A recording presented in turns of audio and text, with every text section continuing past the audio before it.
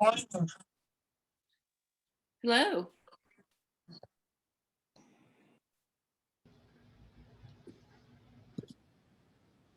Masters Oliver and Smith will be joining us momentarily.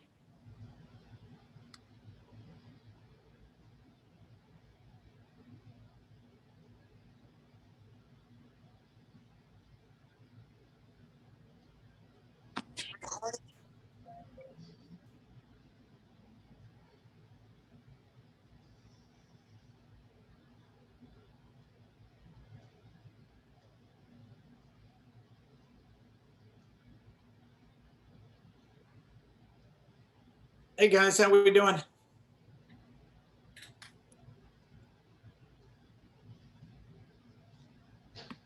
You got audio there, Mindy? Yes, sir. I can hear you well. Okay, we'll give everybody a minute to get on. It looks like people are just starting to log in. Do you know who your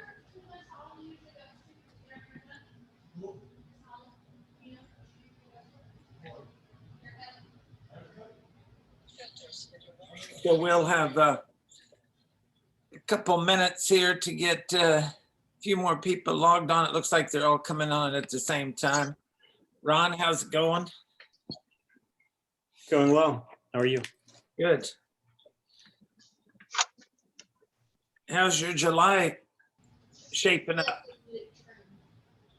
It's going well.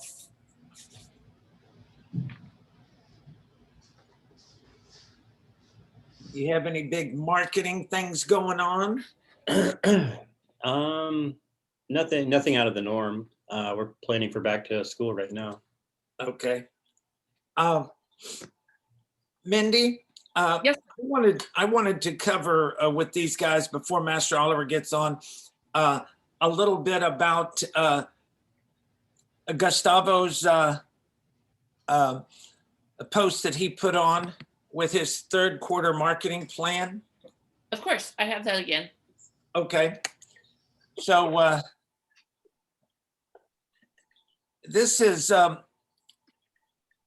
very important. I'll keep letting people in while you're doing that so you don't have to look in two different places. What everybody should be doing, and I want to open it up for questions right after I finish this, but I wanted to make sure we had the questions asked when Master Oliver's on. So until he gets on, I wanted to cover a little bit about what you guys should be doing, not just putting a monthly marketing plan together, but actually putting a quarterly marketing plan together. Gustavo posted his on our Facebook page for everybody to see.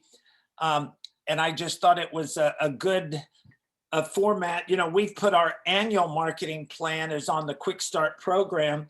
Between that and this quarterly marketing plan, which is real, you know, right up to date with what's going on right now, I think it would be important for you to try to duplicate something along those lines. So Mindy, if you could pull that up real quick, do a little screen share with everybody.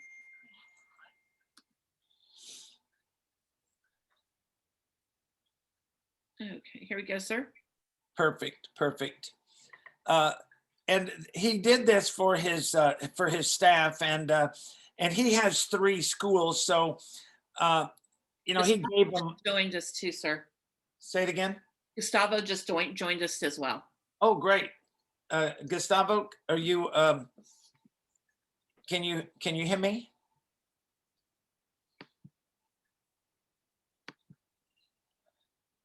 Well, he was trying to join. Did we lose him? I see him.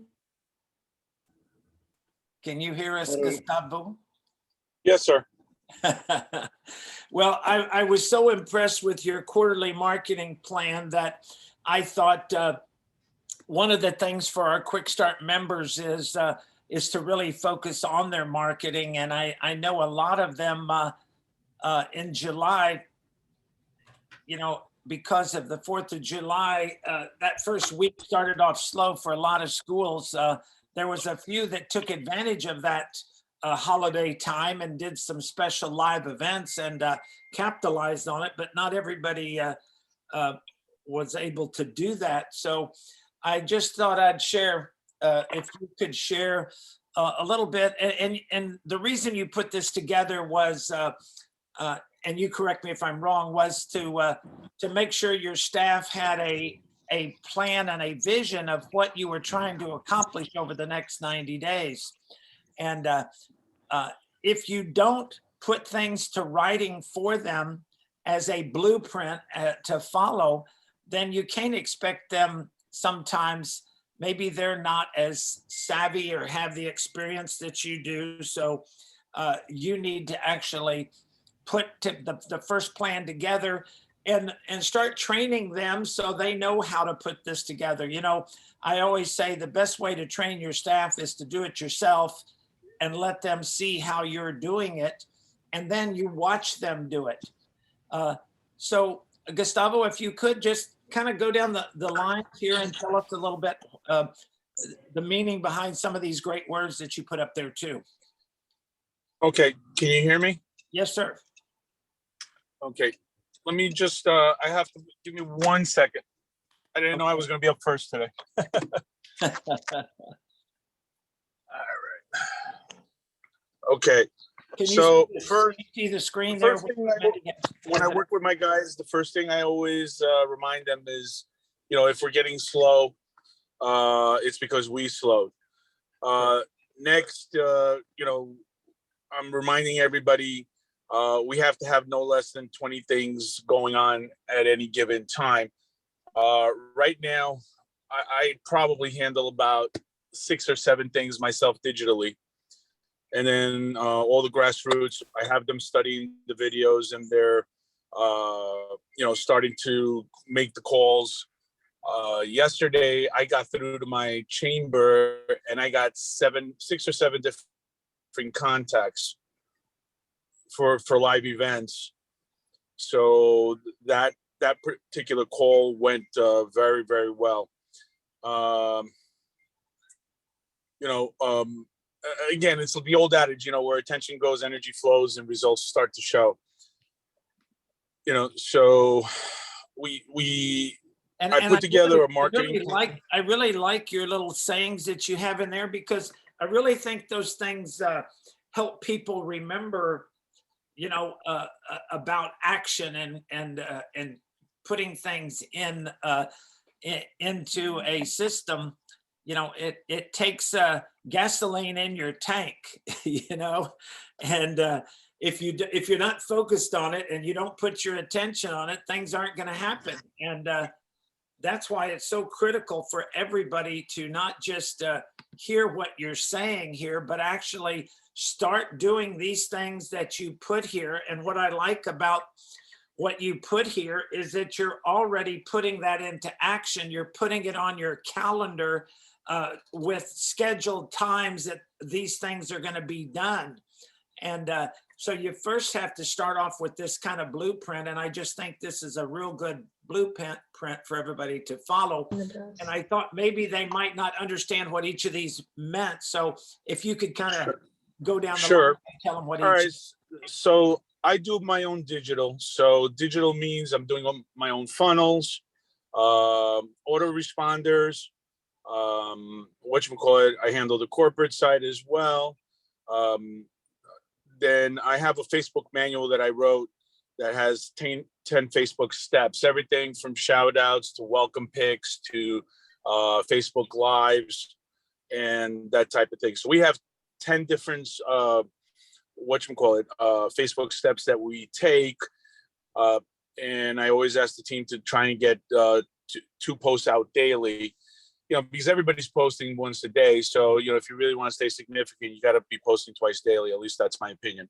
And As if you humble as have it may be. everybody doing it, if everybody's posting, then, you know, all of your staff doing 2, that's a lot more than just 2. Right. Well, we're, you know, I have certain guys that I made admins. You know, sometimes, you know, when I've worked with people in the past, you know, I don't want my people to have my be an admin, blah, blah, blah. I go, that's a scarcity mentality. You know, at each school I have at least one admin, and then I post as well myself. You know, so if, you know, one of the things is I always have the guys, actually, I just asked everybody to reread the manual, because when I asked them, did you read the manual? They said, everybody, of course, said yes. Great. Did you reread the manual? Okay. So, you know, you should have like a little checklist so that you kind of, you know, you kind of are directing a movie, you know. Oh, you know, I happen to have a really great karate kid in class. Okay, whether it's just that he's got a great attitude or smiling, well, let's spotlight him. If I know I happen to have a really good karate group, you know, and it doesn't necessarily mean technically, it could mean, you know, 3-year-olds, you know, 20 of them, you know, smiling, laughing, following directions. Well, what parent doesn't want that? And so on. So we have these 10 Facebook steps we're supposed to be following all the time. Next is Your I'm mom groups? contacting moms groups. Okay, handle a lot of this, and You broke you up know, on that. You said something handles a lot of that. the moms handle the activities for the kids. You know, Are those so the moms in your school, you mean? no, just the moms. You know, moms in general. You know, they handle the activities for the children. You know, how many fathers do we actually deal with?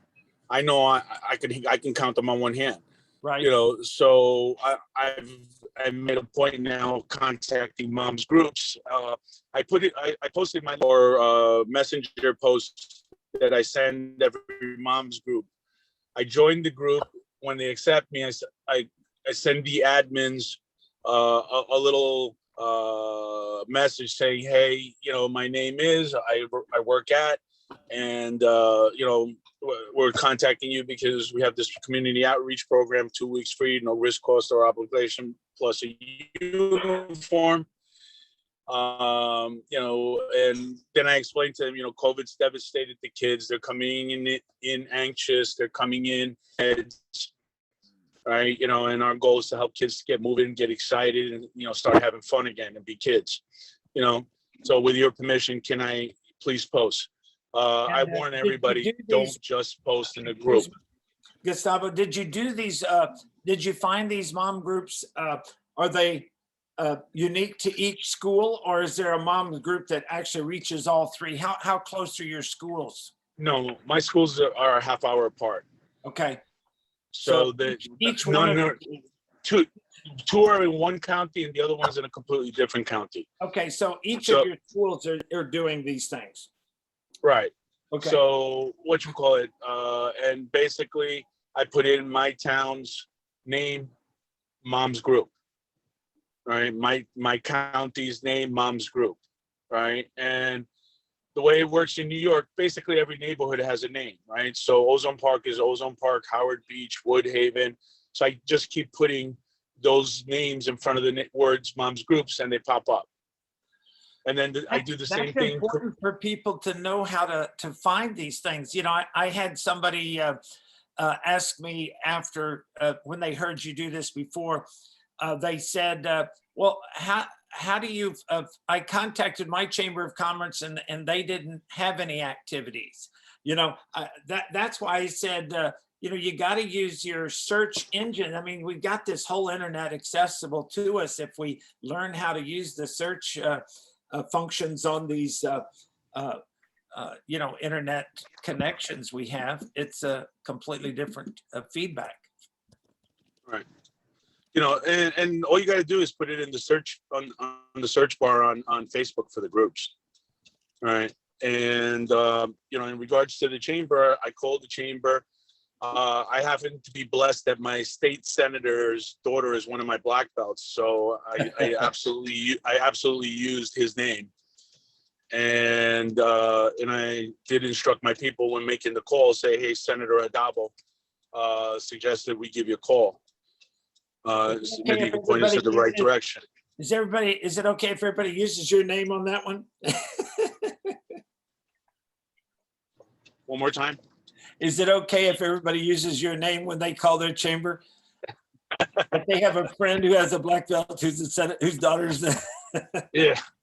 Yeah. Well, listen, I'm doing this for 40, almost 50 years. So I pretty much taught everybody there is to teach. So next, we're on Google. Google. I'm contacting Mr. Moody for that. Whatchamacallit, window clings. I'm ordering new clings for 2 of the schools. Okay, and also for the new school, I'm getting a flag or outdoor banner. We're trying to figure that part out right now. I'm in contact with the landlord, and he's trying to figure out which one the town's not going to give us a hard time about.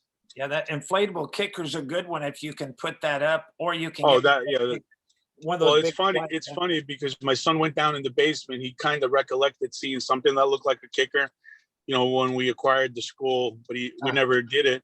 He went downstairs and he just inflated the thing, and it's humongous. It's big. It's bigger. It's like 8 or 9 feet tall. Yeah. So I don't know where they got this thing, but it's really cool. One of our weakest thing is internal events. So after being on a call with you guys, create the link, create the poster, email, right? Announce it in the class, have a clipboard, right? And personally invite, like, hey, are you coming to my movie night? This month we're doing Nunchuck Buddy Day today and Raya movie night next week. And I thought 2 things. Can I say, Gustavo, when everybody is doing these internal events, it's so important.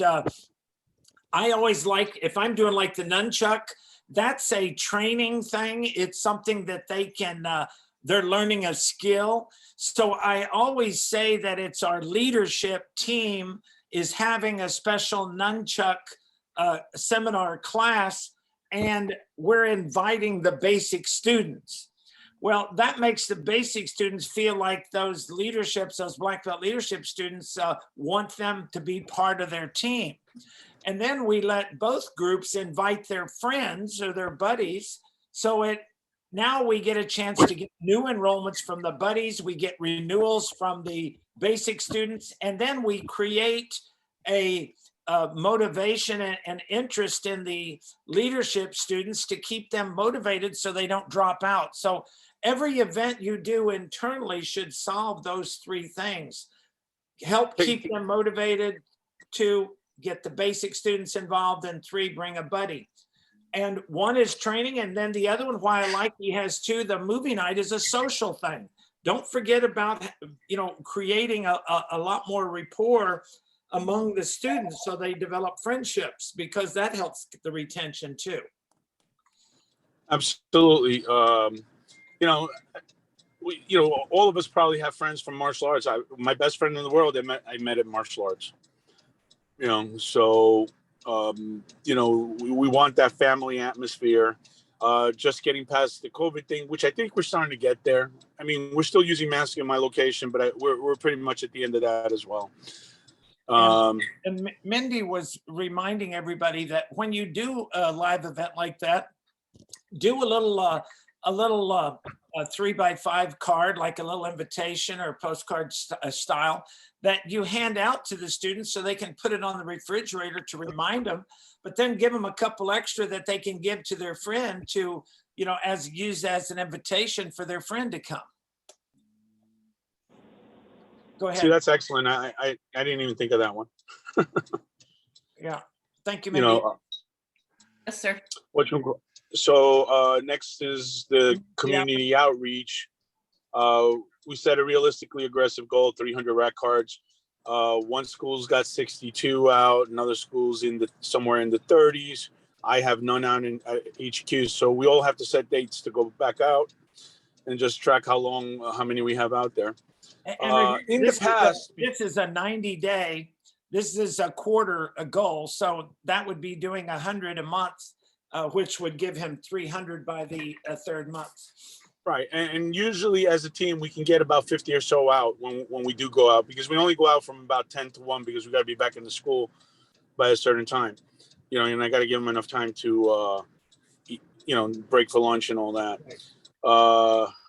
Next one is, getting the programs out.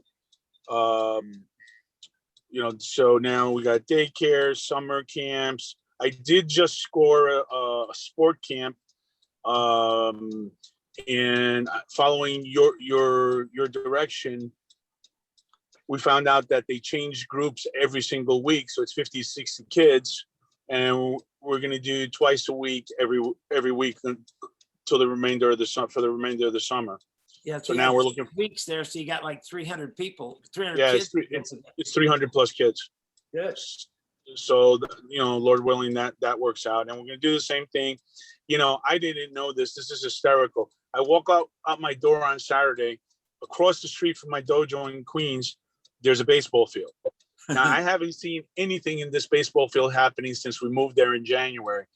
When I go out on Saturday, there's an actual baseball league, baseball game, and they got like 20, 30 banners of sponsors. So, now I'm calling them and, how do I sponsor you? Hey, would you like some, free passes for your guys? We can do some supplemental training for them as a gift, blah, blah, blah. So And that's put on the bottom line of that banner in parentheses, located across the street. yeah.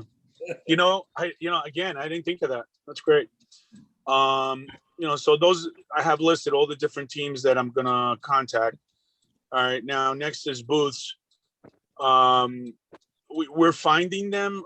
So far, what we do have is National Night Out, which is, I believe, Tuesday, August 3rd. I don't have the date in front of me. And we have a booth set up already at the local mall, and it's free. And we're going to have a booth near the HQ school. And then I have a festival on October 3rd for the new school. So we're starting to find them. We didn't know to even look for them. So this is all like literally brand new for us. But, Definition of Insanity is doing the same thing, or in this case, just doing digital. Digital became so powerful that I kind of neglected, or I'm going to be honest, I neglected most of the internal, and the community service. I neglected all of it because we were doing so well with the digital. But now, I've come to the conclusion that was a mistake. And now we're playing catch up, relearning and improving on whatever systems we knew, and then learning the new systems that I'm learning from you. And don't forget, on the internal, guys, what should be happening on a weekly basis at your schools are the karate birthday parties and the karate pizza parties, because you get one kid who has a birthday party in your school and he's got 15 or 20 friends coming in. So those can be big home runs if you follow our format, our scripted format of those birthday parties, which the pizza party is the same exact thing without a birthday cake. Where you get a chance to have your student come in and have a little party and a celebration with his friends. Right. And then we're contacting NCM, National Media, whatever that stands for the movie theaters. And so we're doing that. And I really like the idea of the business cards for the black belts and the instructors with the 2-week pass on the back of it. Yeah, and So, explain that to them for those that don't know what that is, Gustavo. From one of the last calls we were on, you mentioned that every black belt should have their own business card. So I've got probably about 30, 40 black belts active, maybe more. And so we're going to make a card of 500 cards. It costs nothing. It's like $20 for 500 cards, if that much. And it's going to say, if they're in my leadership program, Johnny Smith, black belt leader. If they're an instructor, it's going to say assistant instructor, head instructor, master instructor, whatever. And on the back of the card, it's going to have 2 weeks free plus uniform offer. And guys, that is so important, because your students, that they're going to be so proud of having their own business card with your school logo and everything on it, and under their name, it's going to say it'll have what their black belt, if they're first degree, second degree, or just black belt. Under that, it'll have whether they're assistant instructor or an instructor trainee or a regular instructor, or et cetera. So you kind of put their rank, and then you put also what their instructor title is. Go ahead, Gustavo. So after that, we're doing the, so for retention, we do our PG talks. Now I know that I have to do a lot more PG talks. I was only doing probably one per rank, progress and growth chat. And we were working intensive at the white to yellow belt level, but they would only get 4 PG talks. Now with the character sheets and the new enrollment folder, we're going to be probably having about 8 talks during the course of each testing cycle. Explain to them what a PG talk is. But PG is just progress and growth chat. Perfect. It's like the old 246 calls, Right. but we do everything face to face. But now with Zoom, sometimes we do have to do a Zoom, very rarely, but I do have to. I have one parent that I got to do a Zoom with. That first one should be right after they sign their paperwork. You're setting the appointment for them to for you to go over their enrollment folder. The enrollment folder is one of the most important things that you can have and utilize in your school to help your renewal process. Remember, they're already enrolled, so the enrollment folder isn't to get them enrolled. That enrollment folder has all of the information and stuff that they need to be successful in your school. So it has all your rules and procedures and requirements and testing. And then it has how they qualify for black belt and all of that other information like that. So I still have some of our newer members who aren't utilizing those progress folders. So make sure you do it. I did a whole video on it on our Quick Start site with, there is an editable version in there that you can go in and edit all those sheets. And then there's a video that shows you how to present it. Right. So then I finished off with reactivation, invite sequence to all the events, amnesty letter. I know that I have students that think because they didn't finish out the program that they owe money, so they avoid it. So I'm going to send out an amnesty letter saying, hey, we're just going to start from scratch, call it a day and call it a fresh start. And be careful how you word that. All we're going to do is wherever they are in the program, they'll just start with their payment from that period time on. Right. So that way their back balance will be forbated or not required. Right. And then also using the handwritten font or the handy writing company, sending a personal letter from me.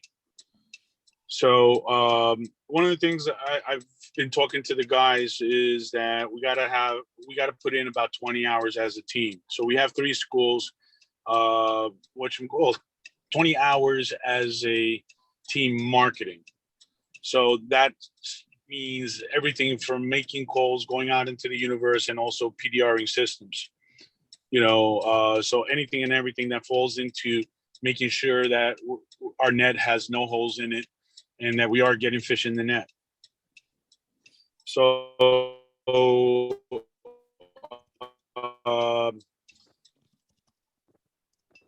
you're breaking up a little bit there. I told the first big step, the major step I took, so several of our staff members are now on the call. I'm having them watch the grassroots video marketing.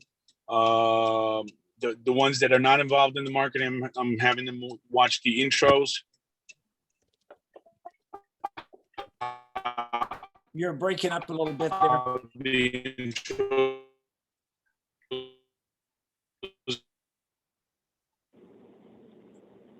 Are you on a landline, Gustavo, or are you in the school daily? Sorry. Send thank you letters. Moving on. I've been parked the entire time, so it's just probably the universe. Whatchamacallit. And then also delegate and assign pillars to other members.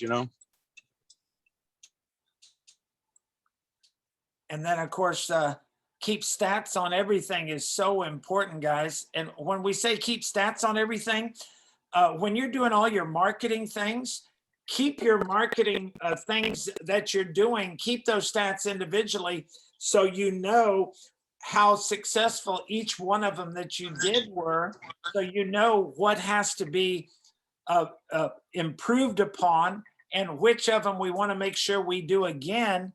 And usually if one is not successful, it's not because it wasn't an opportunity for you to be successful. It was the way you did it.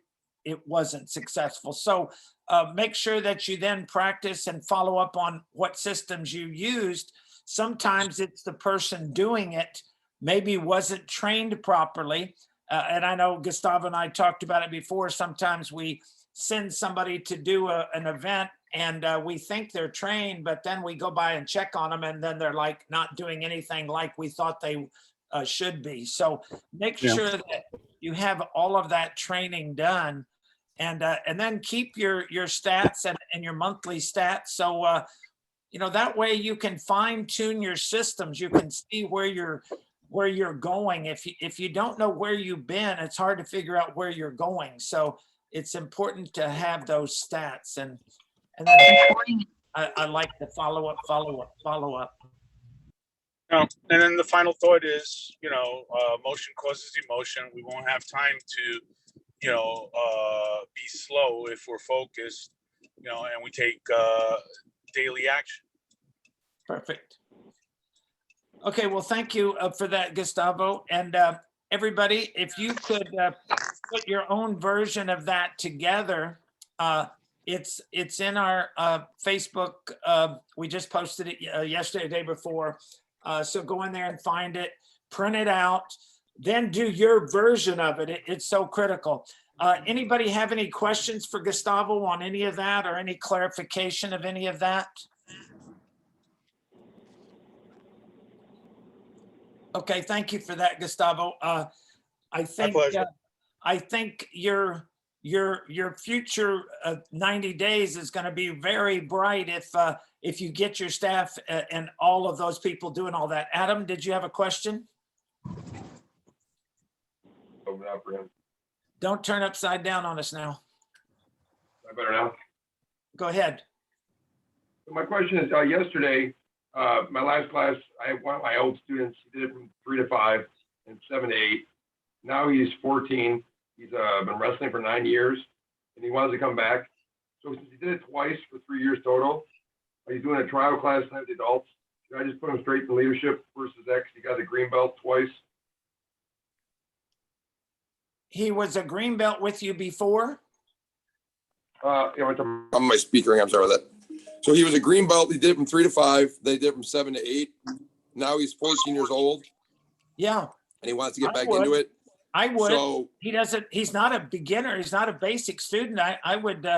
I would say, what's your goal? You want to really get serious? Do you want to be a black belt this time? Well, let's set our goal and let's stick with it this time and go all the way to the black belt and beyond and put them on that program. Okay? Okay. So leadership? Yes, sir. Positively. Thank you, sir. Well, I mean, and the real answer is, how serious are they this time? How serious are the parents? Are the parents hyper skeptical because he dropped out twice, or are the parents engaged and sure he's going to follow through? And until you ask those questions, you don't know what the answer is, right? Yeah, because they stayed for about an hour yesterday. Yeah, well, I mean, you just ask those questions.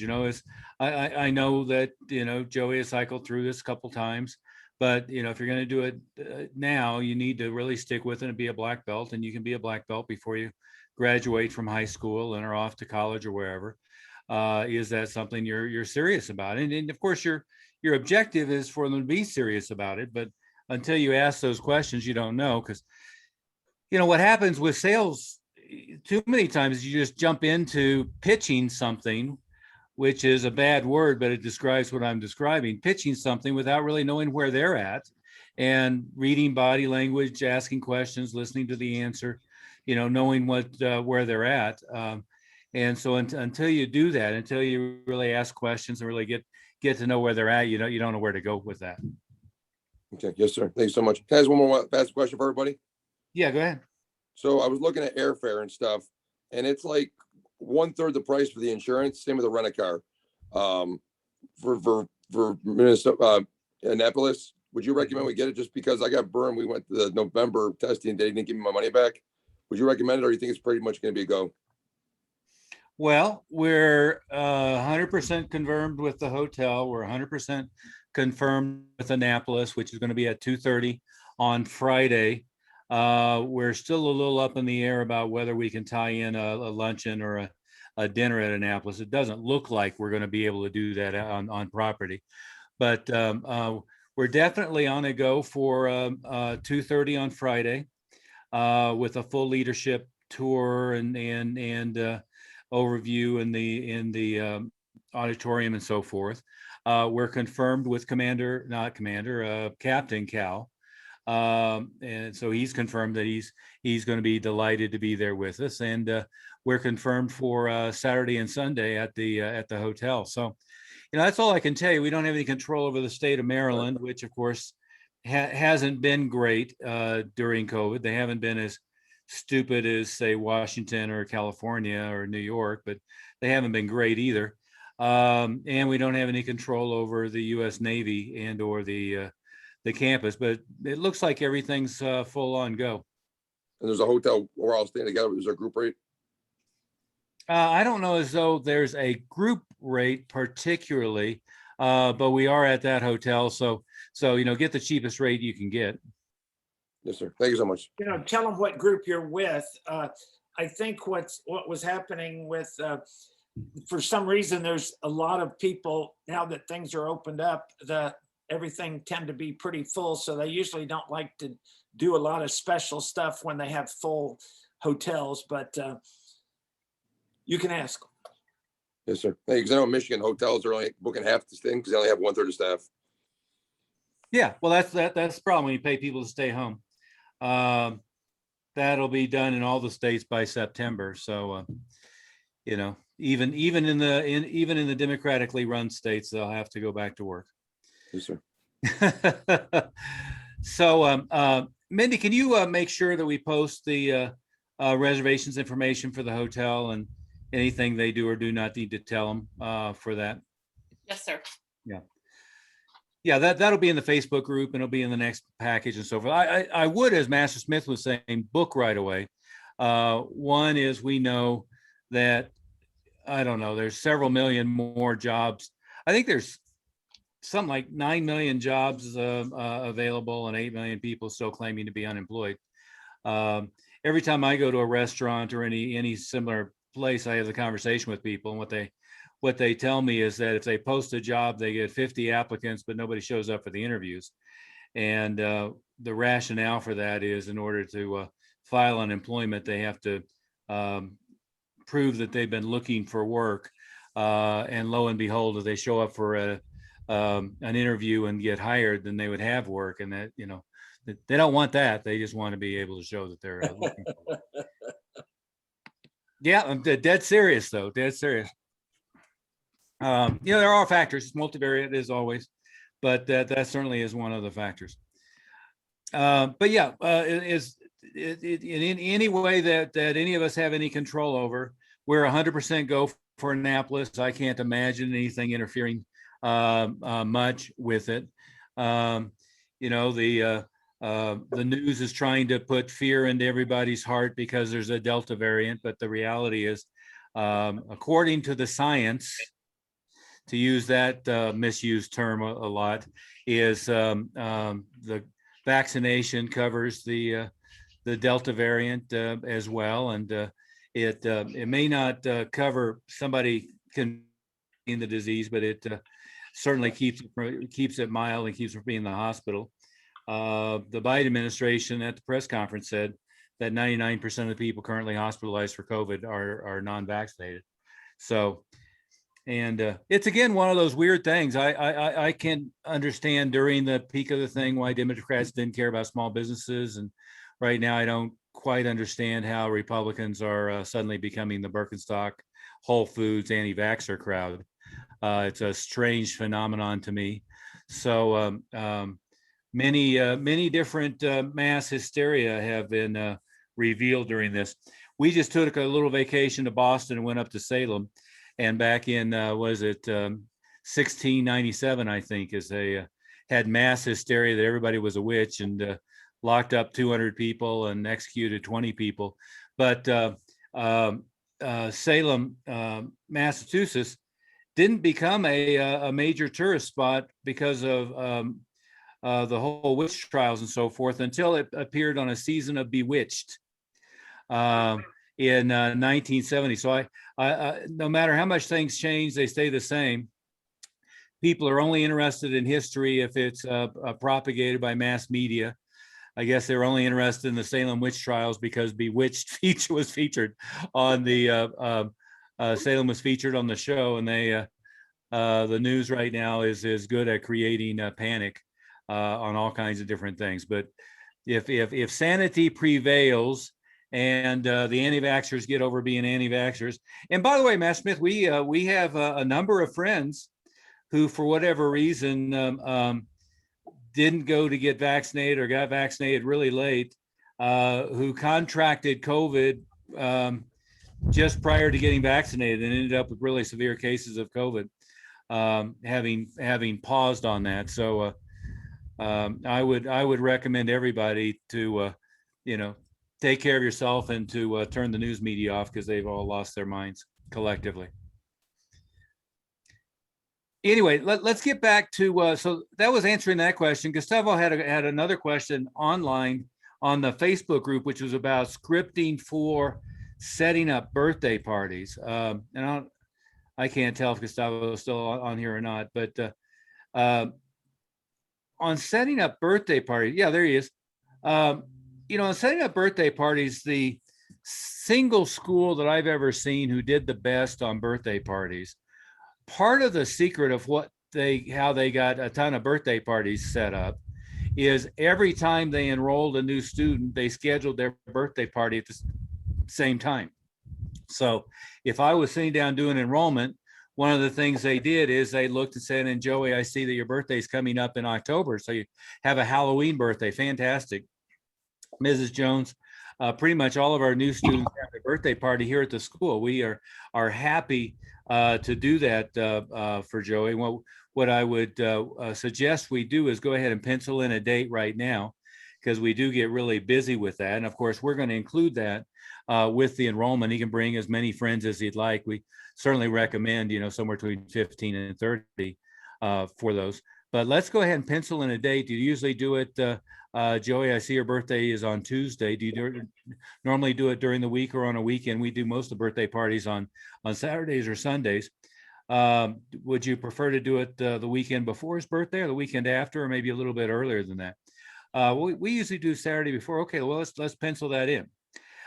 So it becomes part of the enrollment folder conversation, or post-enrollment at the enrollment conference conversation. And then essentially everybody that you're enrolling new in the school, you're scheduling a birthday party for. And then when I've talked to a lot of school owners and suggest that, they say, well, yeah, but I have a whole bunch of students in my school right now and I want to schedule them for birthday parties. What should I do? Put a big banner on the wall? And my answer is always, well, no, let's go through all of your white belts, then gold belts, then orange belts. Let's start at the bottom and work our way up and look at their birth dates. And let's schedule everybody who has a birthday coming up soon, and then everybody who has a birthday coming up later in the year, and just go through and talk to each one of them one-on-one individually. And my conversation would be, Mrs. Jones, now normally when we finalize, get a new student started, we go ahead and schedule the birthday party. It looks like maybe I missed it, that we skipped that step, and I'm sure it's my fault. I want to apologize for that. But I wanted to go ahead and pencil in a time for Billy's birthday. I see that his birthday is in November with Thanksgiving and so forth. I imagine you normally would do it the weekend before his birthday. Is that right? Great. We could do it on Saturday at this time or Sunday at this time, and then just go ahead and schedule it. The problem with anything that you promote with the students is anything that comes across that's sort of broadcast. I put a sign on the front door, we do birthday parties. I put a banner up in the school, we do birthday parties, is they pretty much just get ignored. But hand on the shoulder, making eye contact, saying, Ms. Jones, one of the things we forgot to do is schedule Susie's birthday party. That you get 80-90% of them scheduled on the spot, and it works just fine. The other thing to remember when it comes to something like birthday parties, all referral events, all internal events really are fairly worthless with students year 2, 3, 4 and up, especially pretty worthless with advanced students. The problem is you have one of your brown belts has a birthday party at their school. Who are all the friends they invited to the birthday party? All the other students who are already at the school, right? I mean, your objective with the birthday party is to get referrals, right? In other words, to get new students in. And white belts are perfect because they're still new to the school. They're excited, they're motivated, they're enthusiastic about everything that you're doing. And by the way, their entire friend group is not centered in the martial arts school like it would be if they were a brown belt or a black belt. Gustavo, does that all make sense in response to that question you had?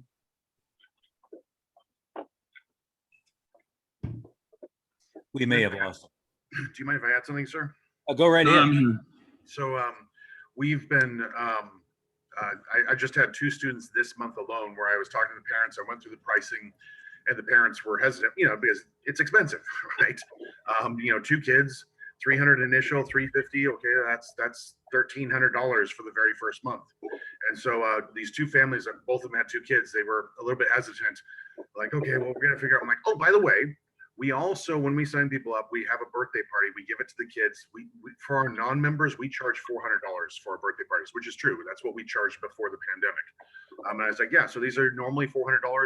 Well, you either have it be a birthday party or a pizza party. Either way, it's going to be really great for building their confidence. They're going to have a lot of fun with it. One of the families had been to a birthday party before the pandemic. And so they immediately got excited. They're like, oh, yeah, that's okay for both of them. Okay, great. Let's get them signed up. And for the other family, it was the thing that helped get them over that price and got them signed up. Well, that's interesting. So, sir, if I may, we just included in the tour, we tell them a program, when you enroll in the basic program, you're going to receive all your belts, your certifications, your events, and your seminars. And it's also going to include your gear that you're going to need over the next year, plus a free birthday party. So they know about it right there from the get-go. So it brings a lot of value during the tour. Perfect. Yeah, and the most important element of that is just the assumptive sell of putting it on the calendar, right then and there. And that's a great point, Jason. The fact of what Gustavo was just saying of pointed out during the initial enrollment process, and you pointed it out, adds additional value. Because you're right. I mean, I don't think I've spent anything less than $400 or $500 for a birthday, and for either one of the kids, it really adds up. And then also telling them, oh, by the way, we're going to have, before the pandemic, it was, we'd have 30 kids in our place. That way you don't have to have 30 kids in your house. And the parents usually laugh at that, and they're, yeah, absolutely. Sir, can I ask a question off a different topic? Of course. I have a parent that's like driving me nuts right now. Go ahead. Before you get to the topic, Gustavo, since we're finishing with this topic, Mindy, could you do that screen share for me? For what? I just posted this on Facebook for the birthday parties and the pizza party stuff. I put these in the enrollment folder. The birthday, it's a gift certificate for a birthday party, a gift certificate for a free karate pizza party, and 2 guest passes for their friends for the 2 weeks free. Did you find it, Mindy? Yes, sir.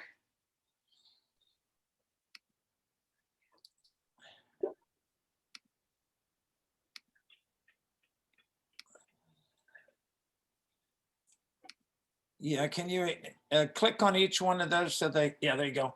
So there's and that way they see that it has a real value. It's a $200 value. And I like Jason's value of 400 better.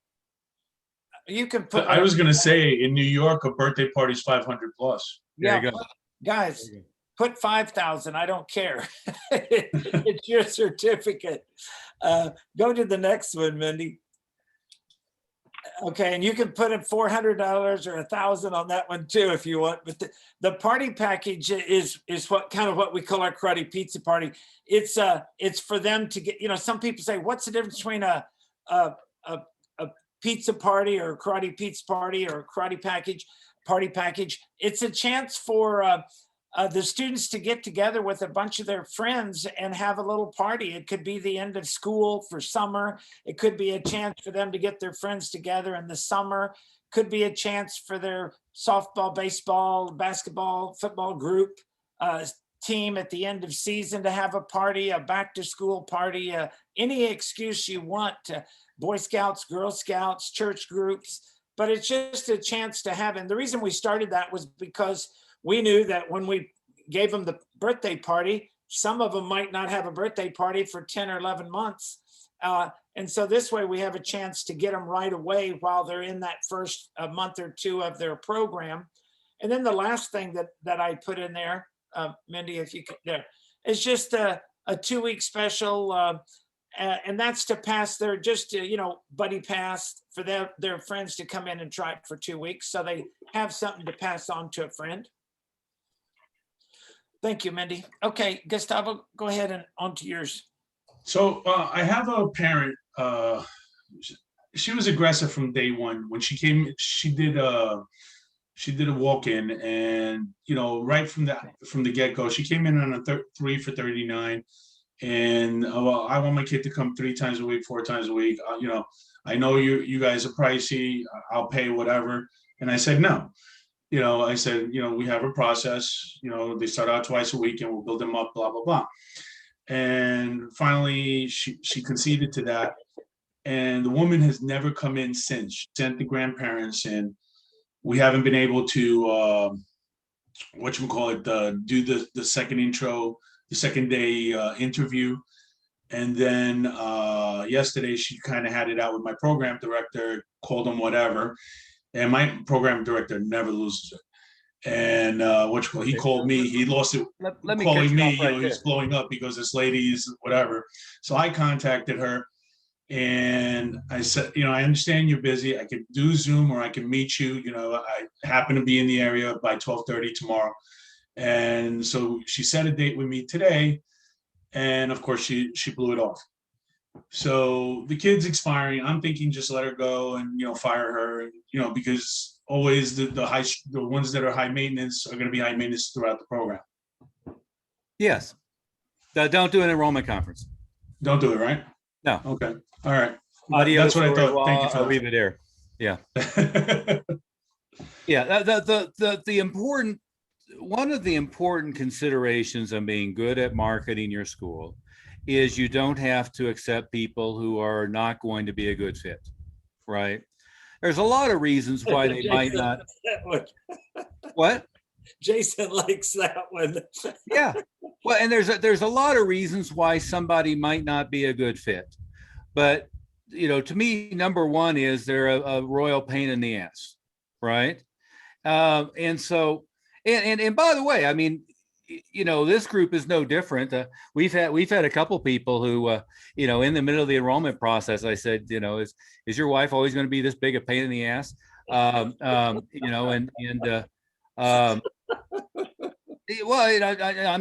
but I'm not joking, right? I mean, it's you want folks who are going to revere and appreciate what you do. You want people who are going to be gung ho and on board, and you also don't want folks are going to question everything you do, right? I've had it be where people nitpick the agreement to the point that they're acting like we're going to cheat them and they're distrustful of everybody and everything. Well, okay, that's going to continue to happen during the lifetime of their involvement, and it's not my job put them on a couch and do talk therapy to figure out what their wounds in the past were, and who screwed them and who didn't screw them.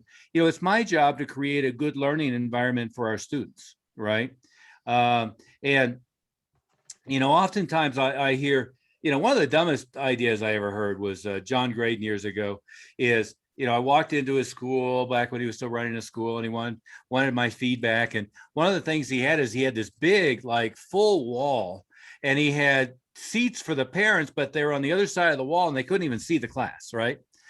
And I was like, well, what the hell is that all about? I said, the first thing we did, going back to Junior Institute in the 70s, and put duct tape on the floor and put the parents out on the floor rather than behind glass.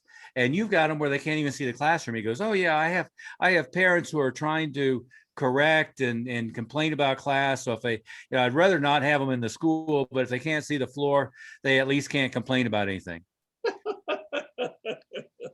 I was like, well, okay, but that wouldn't be the way I'd go about solving it, right?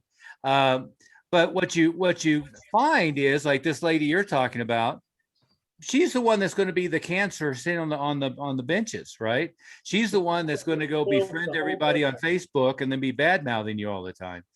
She's going to be the one that, if they make it that far, the kid fails his blue belt.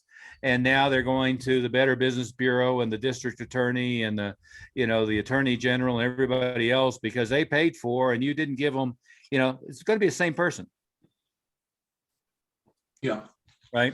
We had a situation like that. One of our franchise owners, and it was they were relatively new at it, but it was a paid in full renewal that reneged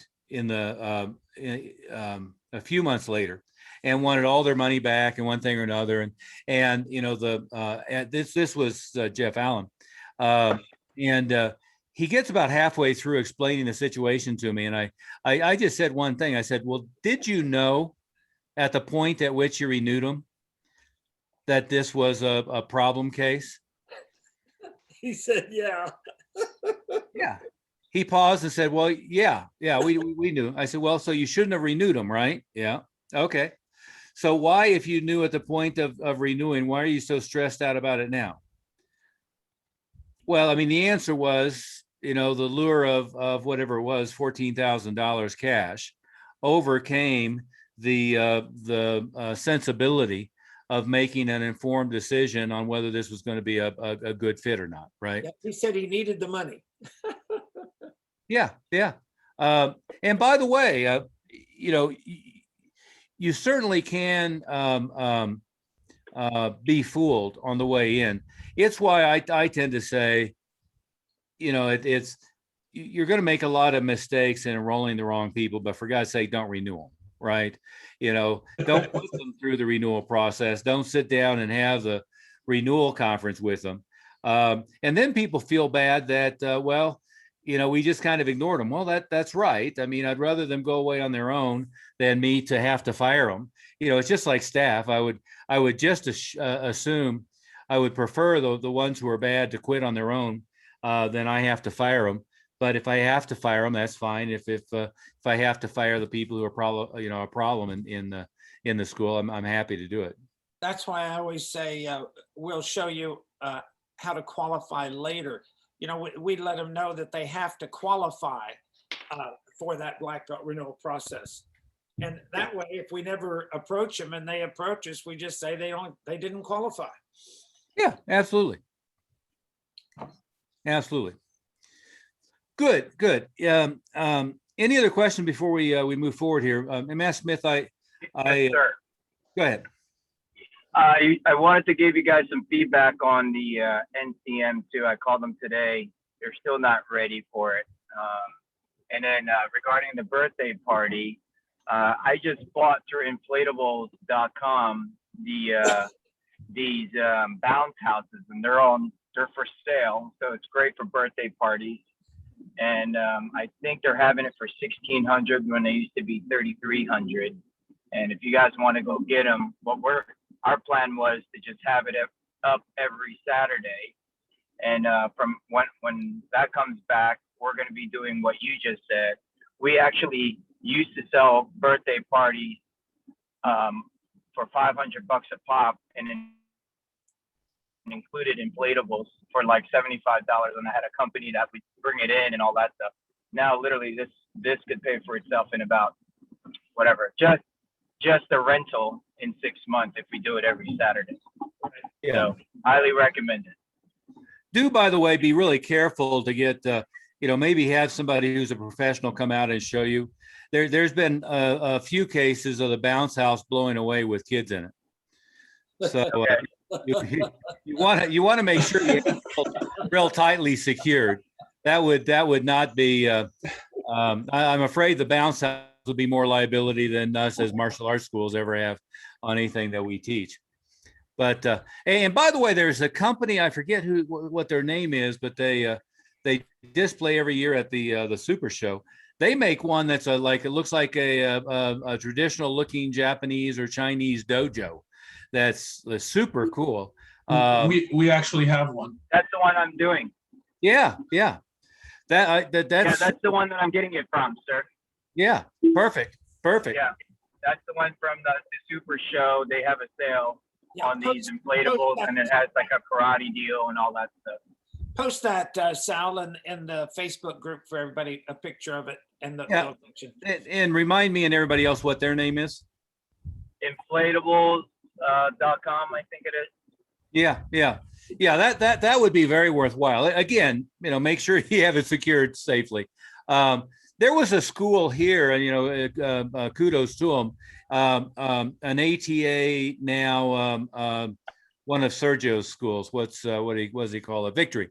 And they did like the big inflatable, like dragon deal and one thing or another, and would have it out in their parking lot. It was a very moderately visible location, but when they had all these inflatables out in the parking lot, you couldn't miss it. And so the more of that you can do and get away with from a standpoint of attracting attention, the better. Now, but fair disclosure here, there are a lot of ways to generate traffic, right? And, if we talk about it being on a grid, there's spending money with minimal amount of time. So think about one axis as being amount of time invested. The other is the amount of money invested, right? And when you start talking about birthday parties, live events, marathons, movie theaters, and so forth, usually they tend to be on the grid where it's fairly minimal cost. Maybe it's $1,000 cost to do the event if you have to rent a booth at a big event, but they're fairly minimal cost, but they're fairly high labor intensity, right? Where if you take on the other side of the fence, using Elite Digital for Facebook marketing, for instance, well, that's minimal labor on your part. You meet with Kate once or twice a month, go over some of this stuff, but really they handle everything, but it's higher on the cost scale, right? Same thing when I used to do a lot of TV advertising is, we had to produce the commercial once, but once we had the infomercial in the can or the commercial, a couple commercials in the can, we would use those for a few years. And then it was just media buying. And when I did that, I would hire a media buyer to do the media buying who would interface with the sales rep on the TV. So it was a very expensive process, but it took maybe a couple hours a month of my time, not anymore. And with all of this, you want to balance it out, right? You want to figure out whether you're going to build staff underneath you that are going to be competent and capable, whether you're going to build a volunteer team to do this. Some people build up for instance, a demo team, and the actual physical demos tend not to be very valuable other than as a foot in the door to get into some of these live events. But you want to really plan through all of this stuff. And Gustavo, you talked about relying on digital versus grassroots. Well, part of that is that decision of how hard are we working on doing internal or external events versus how much money do we want to spend on this stuff. Now, the worst possible thing to do is to try to spend the least amount of money possible on your advertising. And what I mean by that is you always want to be looking at everything from a standpoint of return on investment. So if I have an activity A where I can spend $800 to get a new enrollment, and each new enrollment is going to give me $600, by the time their first payment goes through, I'm whole. Well, at the same time, let's say maybe Facebook is producing intros at $40 and enrollments at $200. Well, my decision isn't, do I want to do Facebook or do I want to do this other thing? My decision should be, I want to do everything I can that's going to give me a reasonable return on investment financially. And when it comes to these birthday parties and or movie theater events and so forth, I want to say how many labor hours is involved? How much of that can I get volunteers who are going to do a good job? How much of it do I have to have paid staff out there? How much are they going to need to get paid? How much are they going to need to get incentivized to do a good job? And know what those numbers are, right? So if I had to have, let's say, one person who's going to make $25 an hour out at an event, and it was going to be 20 hours, well, I know I have $500 in paid labor, and I had to pay, say, $750 to do the booth, and I had a couple $100 in miscellaneous cost. Well, now I have a $200 cost of the event, right? And so once I have a $200 cost of the event, and I also have to look at planning time and setup time, then I know if I got 4 enrollments, I'm tickled to death. If I got 2 enrollments, it's okay. If I got 8, 10, 12 enrollments, I'm over the moon. So you have to have a realistic determination of those types of things. With internal events such as buddy days, other types of referrals, movie nights, they tend not to add very much labor, because if you're doing Tuesday's buddy day and you can bring a buddy at each class and you're doing something special, well, I was there anyway. I was teaching classes anyway. It's just we're doing something new and different. And most of the cost of that is 4 postcards that go out to invite people to, and then talking to people about them. Birthday parties are a little different because it's not labor that you would have normally invested, just the normal course of business, right? So you have an extra, let's say 90 minutes per birthday party. And then it's who is going to teach the birthday party? How do I staff that up? Well, once you get some momentum going, that's something that you can have a crew of high school or college kids who are heavily incentivized based upon intros or enrollments, who can then run those birthday parties, and you get some momentum going. Now, if you have 3 of them a month, it's hard to build a team to do it, right? But if you had 3 every Saturday and 3 every Sunday, you can build a team or 2 where essentially they're making a really good income by working 10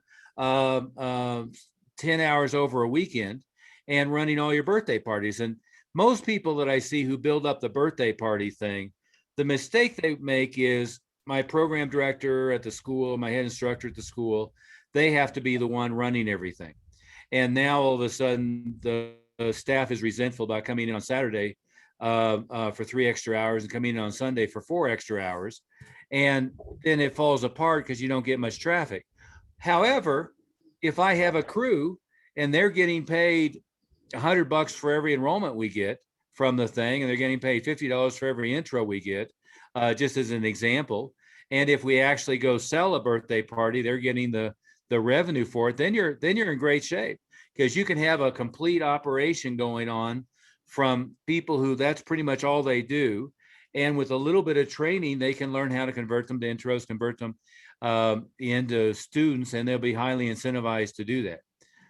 Does that make sense for everybody? So in all of these things, Gustavo, you were reminding me of, Nick used to say at EFC years ago, he called it the 5-15 plan. On the 15th of the month, here's a list of things, and choose 5 things to do next month to drive traffic. One is, that may have worked fine during the first couple Karate Kid movies, but right now you really have to have 20 or more things going on all the time, right? As you mentioned. And number 2 is, when you go through that list, is posting new students who enrolled, a picture with their instructor on Facebook, well, I wouldn't count that as one of the 20 things, right? Now, I might consider everything that we do on Facebook to be one of the 20, or everything that we do on social media be one of the 20. But we always have to look at the level of leverage and the level of likely response for anything we do, and really only be picking things to really count as a serious marketing activity that are likely to have a good results, right? So if I had 20 birthday parties a month, an average of 15 kids each, let's say that 5 of the 10 were either already students or they lived across town or for whatever reason weren't good prospective students. And of the 10 that was left, I got 8 in for intros and ended up enrolling 4 of them per birthday party. Well, that would be a huge home run, right? On the other hand, if I did a bad job coordinating those things and ended up doing a lot of birthday parties but didn't get intros, or did a bunch of birthday parties and they had an average of 3 or 4 kids, not an average of 15 or 20 kids, then the idea falls apart. So I've got to make sure I have each of the pieces working together. What would you add to that, Master Smith? Well, I think you've got all the pieces in place. It's just a matter of scheduling. I mean, the problem I see with most people is they run the birthday party like they're just doing a birthday party. Like it's almost like their own personal party rather than the whole purpose of the birthday party. And the whole purpose of the birthday party is, one, to get enough of his friends coming that it's worth having. And granted, even if there's only 4 or 5, at least there's 4 or 5. That's 4 or 5 prospects that you wouldn't have had. But we try to gear up to make sure that we do have, like you said, 15 to 20. And that takes sometimes helping these mothers send out the invitations, send out the invites. You can do the online invitations. We'll do an online invitation. We'll do a mailing for the parent with the invitations.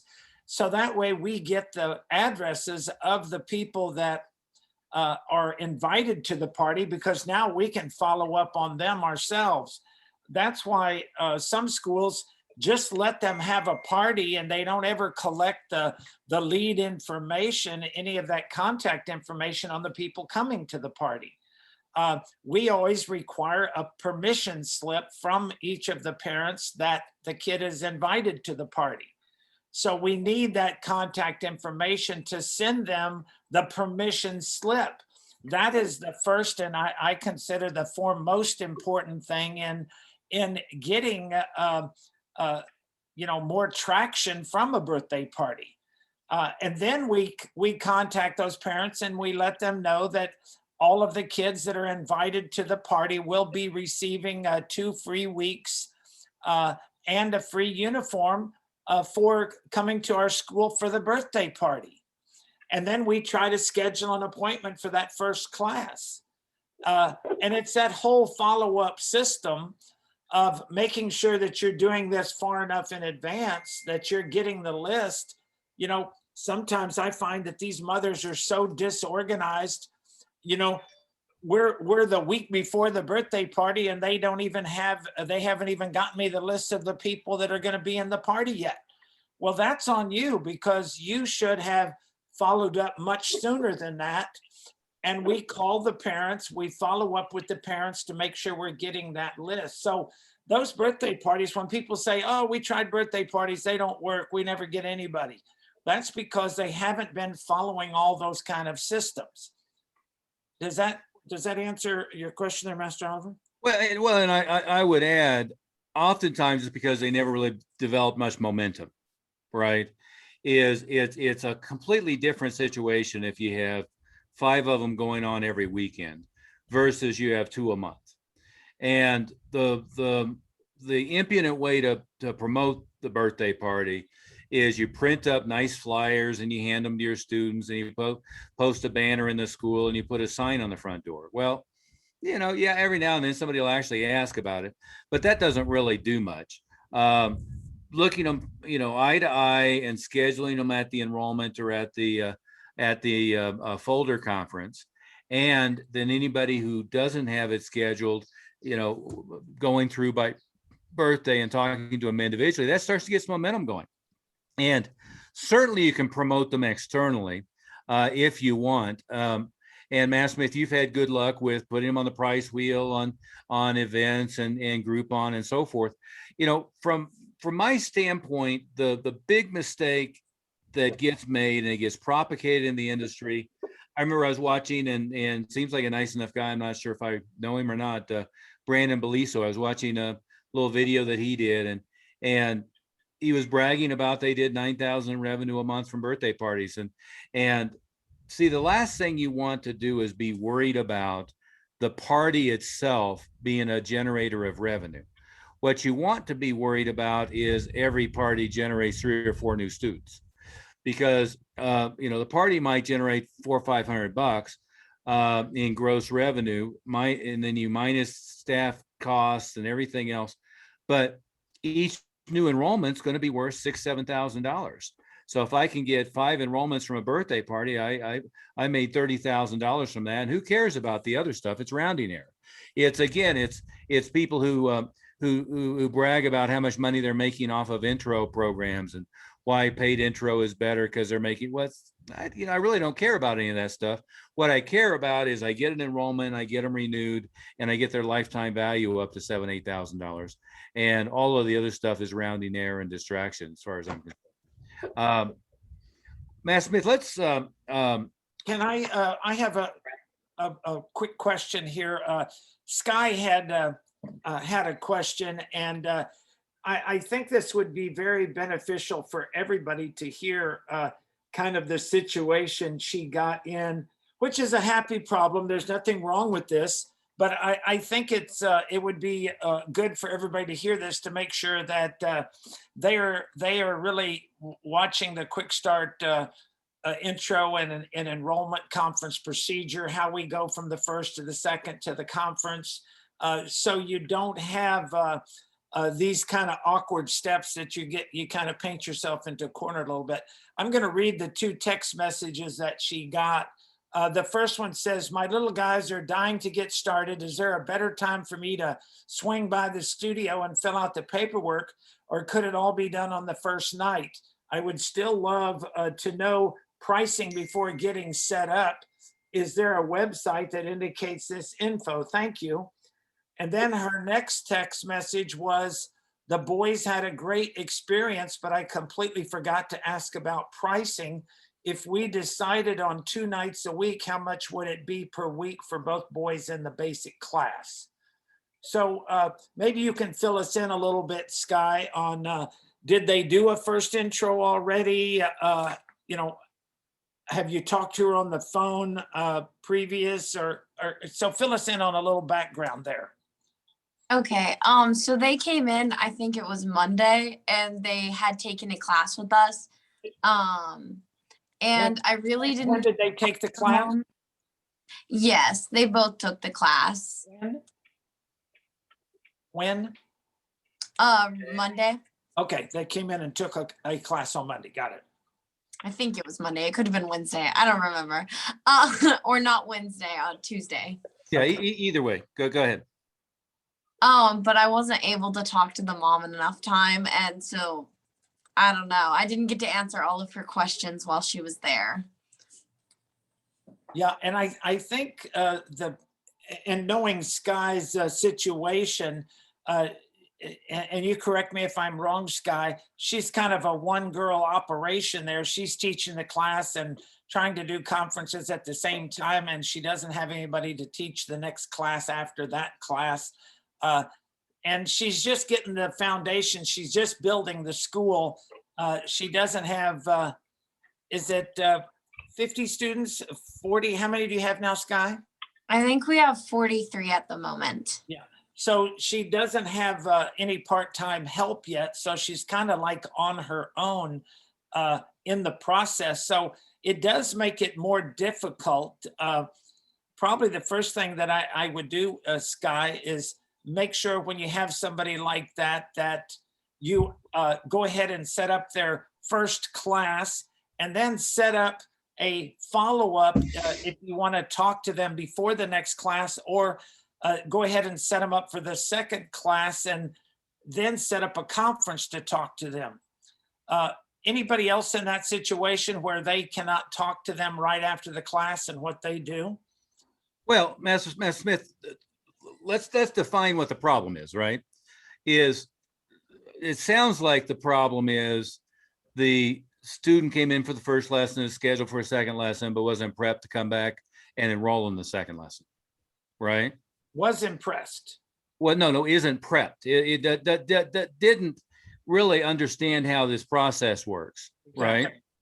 And so, Sky, one of the things that you can do, and an example, if you want to go to milehighkarate.com/second lesson, SECONDLESSON, gives you an example. But certainly one of the things you want to incorporate in your process is, as a group, you explain to them the process, right? So, guys, hope everybody is having a great time today. Before we go on, I just want to reiterate for all the students and the parents, what we do is we typically do a couple of introductory classes after the second lesson, or sometimes after the third. We'll sit down, do a thorough evaluation, give you feedback on how you're doing, and if you qualify, go over which program might make the most sense for you, and go ahead and get your enrollment finalized at that point.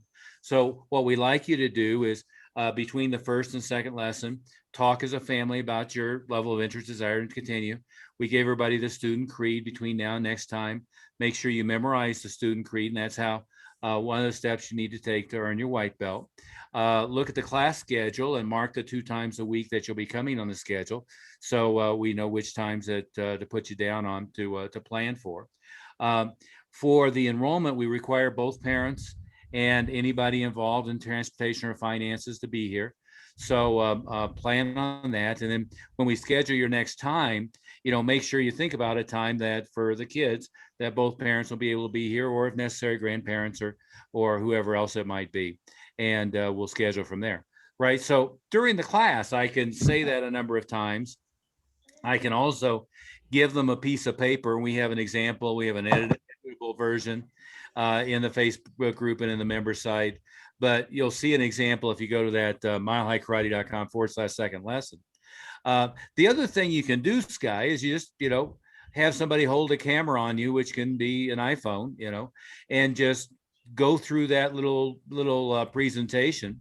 And it could be something that you send them before the first lesson, and then send them after the first lesson of, hey, I'm so looking forward to working with you. After the first lesson, what we'd like you to do is look at the class schedule, circle it 2 times a week you're going to be attending, memorize the student creed. We're going to give you the discipline sheet, and I've attached it here as well. Work through the first discipline sheet. Those are the 2 steps you need to earn your white belt. What we're going to do after the second class, or if necessary after the third class, is sit down with both parents or anybody involved in finances or transportation, and we're going to go through a thorough evaluation, let you know how you did in class, give you some feedback on that, get some feedback, of course, and if it seems like a good fit, we'll go ahead and let you know what kind of program we recommend, and go ahead and finalize the details on that. So then all you're doing is prepping them for what the process is all about, right? And remember, the only thing that she has the real issue with, she needs to do those things you just said, but, and you correct me if I'm wrong, Sky, is that she's unable to do the conference right after the class. That is correct. Yeah. Well, when are you doing the enrollments? How have you been doing the enrollments so far? At the moment, they've just been showing up like 15 minutes before the class. We talk, and then they join their class. Okay, so are you actually going through an enrollment process before the second class or before the third class? Not entirely. No, I would say.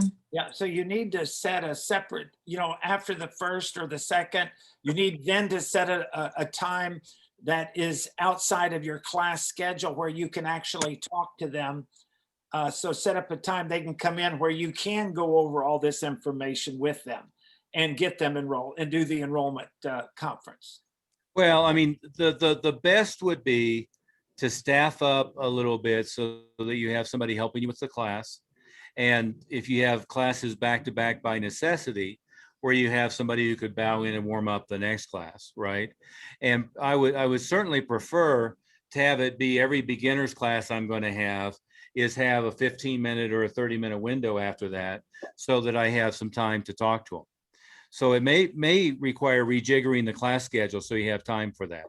If necessary, at the first lesson, you could schedule them for their second regular lesson, but you could also schedule them for an enrollment conference. The thing I don't like about that is you've lost a lot of the endorphin rush, the enthusiasm, the excitement. You know, I'm watching my son or daughter in class. The child is more excited if they're sweating a little bit coming off the floor. The parents are more excited than if you just schedule a time that, you know, we're going to meet at Starbucks and go over how the prices work, right? So I would always prefer it to be, I can pull them out of class and we can go into a place where we have some privacy and go over everything, or I can keep them after class and do that. Plus, they should be earning their white belt on that second class. And that gets them so excited because when a kid earns his white belt, and everybody's clapping for him. We do that at the beginning of the class. And we have some new white belts today. Let's give them a big hand. And remember, a black belt is just a white belt who never quit and blah, blah, blah. So we're kind of, planting those seeds too. And I think that that's why it's so good to have that opportunity right after that class to talk to them. Yeah. And Scott, for everybody's, I mean, I've had to do it, had so many intros where basically it was give them the price sheet and tell them to go to the front desk and leave a check. But in order to really get them started smoothly and in order to really have a solid enrollment, it really is essential to have face-to-face, one-on-one, and to have a place in the school where you can have a conversation, where you can hear over class noise, where people aren't interrupting the conversation. So I hate to have like a reception counter and I'm doing the enrollment over the reception counter, for instance, right? In a non-private setting, there's an awful lot of things that they might tell you that they then feel a little, sensitive about. I've had it, the mom tells me the child was sexually molested by his father, or, tell me different medical situations where they're not going to have that conversation where 30 people are involved. And I've seen a number of people pitch and try to do group sales, where I have a group intro of 20 people and I try to pitch everybody at once and enroll them. And while you certainly can do that, one is it's difficult to get as solid enrollment as you would otherwise. Two is it's harder to do it at the price points we're looking for. And three is anytime there's more than one family at a time, you're much more likely that the one person who wasn't likely to enroll anybody anyway brings up an objection, brings up a problem that you really don't need to engage with or have everybody else hear. So you're much better off to be able to schedule a time where individually you can do that. And Sky, even if it was you're scheduling them for a private lesson, and when we were doing almost everything on Zoom, that was typically the process is we would do a private or semi-private Zoom class, schedule them for a group Zoom class, but at the first lesson, also schedule them for a private follow-up. And what would happen then is it would be a little bit of a class and a little bit of an enrollment, but you'd replicate that process, right? So that certainly is a way to do it if you get forced to do it, is at the first class, you schedule the second and the semi-private, which the semi-private then turns into evaluation and enrollment. And your language you use in that is important too. I mean, if I say to somebody, we're going to schedule a time to go over all the money on Thursday and to set up your contract. Well, that's a lot different and a lot less appealing than what we want to do is we want Billy to manage to participate with a group basic, a new beginner class. But then I want to follow up and do a semi-private class with him. And at that point, I'll give you some feedback and evaluation on how he's doing. If it seems like a good fit, we'll go from there. So it's a much less threatening and much more high probability of they show up done that way. Hey, That makes sir, quick question on the discipline sheet. Yeah. Which discipline sheet are you giving them? Matt Smith, you want to, you have that posted in the, somewhere, right? Yeah, say it again. Is it one of the 5 sheets? No, well, there's like a short version that Matt Smith likes to use with the intro. Are you talking about, I was answering a text from Mindy. Sorry. The self-discipline sheet for the intro. Yeah, the little self-discipline.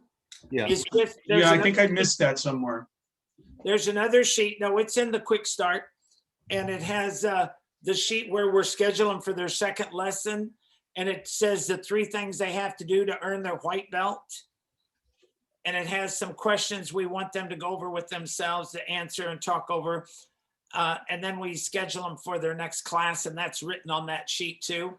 And then attached with that, one of the 3 things is that self-discipline sheet, which is that small version of it, and that's stapled to it. If you have trouble locating it, Gustavo, I'll send it to you. Thank you so much. Yeah. Yeah, and Bob, if we let him have his vacation time, can rather than Master Smith using him to schedule his appointments during vacation, he can give you that next week. Poor Bob. No problem. Did you have something else? I think we were about into the time here, Master Oliver.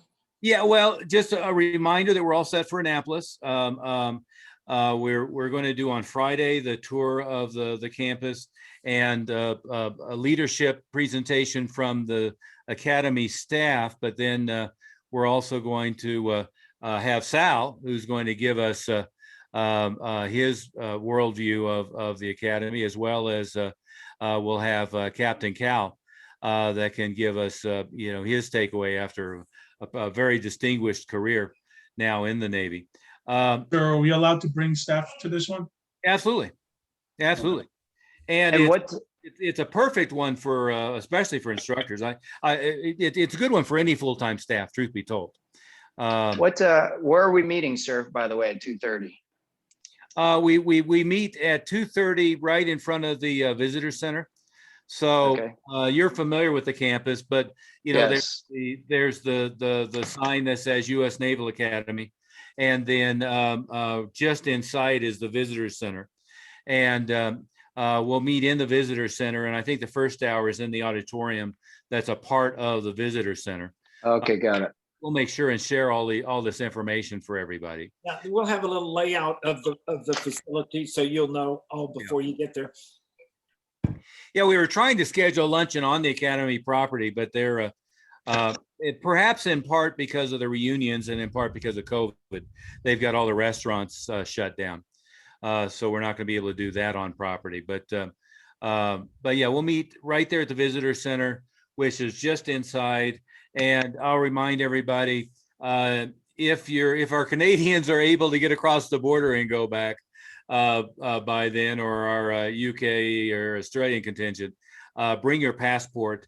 And everybody else needs to have a valid ID. You are walking on to an active military installation. We actually stressed out more about that last time than ended up being the case. It wasn't a problem in any way, shape, or form.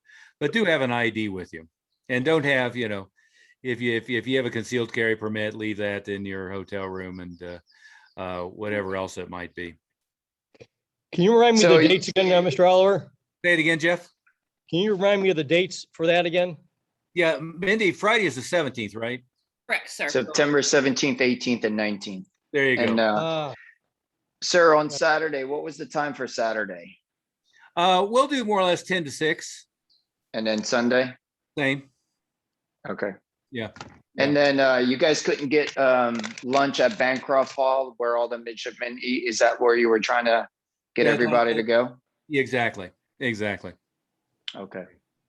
Yeah, it was actually Dockside, I think, is the only one that they might have had open, but they've just disavowed us of that opportunity as well. Okay. There was one of them that was open till 3 and the other. No. None of them are open to catering at this point. Yeah. Okay. We got an update this morning. Okay. Yeah, the conversation we had is invalid. Okay. Yes. Yeah, it was a complete waste of time. That's 30 minutes we will never get back. And Matt or Captain Cow is going to be speaking at the 2:30 basically showtime. Probably later in the afternoon. Okay. We'll have to see how it fits with his schedule. Okay. He knows that we'll be there Friday, Saturday, and Sunday, and he's working Got it. with the Pentagon. So I'm not sure exactly how his schedule is. Last time he joined us, and we in Dahlgren Hall, you've seen the pictures. We took Yes. an area and did some Yeah. conversations over there. If he turns out not to be available on Friday, but on Saturday or whatever it might be, then Got we'll it. stay at the hotel. Apparently, he's retiring the following week at the Naval Academy. I see that. So he's had quite a distinguished career, which he credits to a great extent to earning his black belt with Master Smith. Mhm. Okay, on that note, we'll call it a day. Any other follow-up questions? These things always go faster than we would expect them to go. Post in the Facebook group. I'll just remind everybody there's a ton of marketing opportunities everywhere you look. And Gustavo, you were a marvelous example of things you didn't notice before you're starting to see now. Thanks, guys. Master Oliver. if Thank you, could sir. Stay on. Yep. Okay. And Mindy, if you could Yep. accelerate the other process. I'm working on that now, sir. Thank You you. know, kick everybody out. Is that what you're saying? Mindy.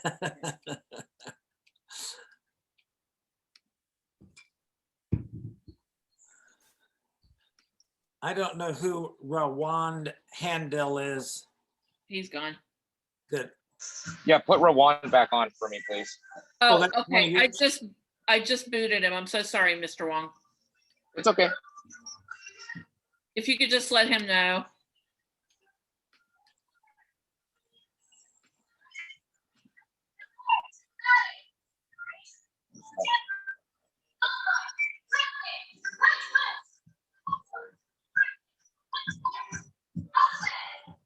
You having trouble getting those others off? There you go. Yeah, Is there it's just a lot of background noise? Yeah. a little bit. Okay, that's my daughter teaching right now. Cool. What about Justin? Yeah, I'll show you. There we go. Okay, is that just Rwanda on? Uh-huh. Hi. Hi. She can I'll go just outside. mute. Yes, Real quick. she can mute and you Well, can stay open. I don't know if you got his numbers that he sent. I'll forward them to you, Master Oliver. Oh, no, I didn't. Master Oliver, I made you the host and I'm stepping out, sir. Okay. Did that come through?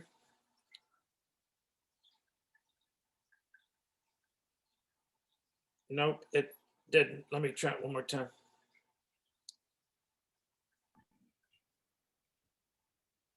All right.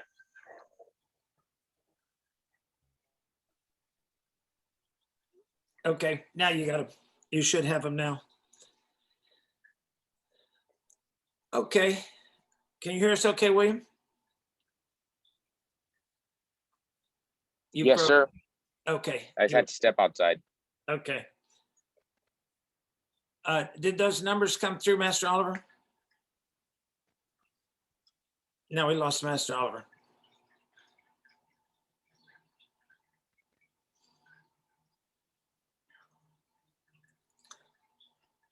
There he is. Come through where, Master Smith? I text him. Oh, okay.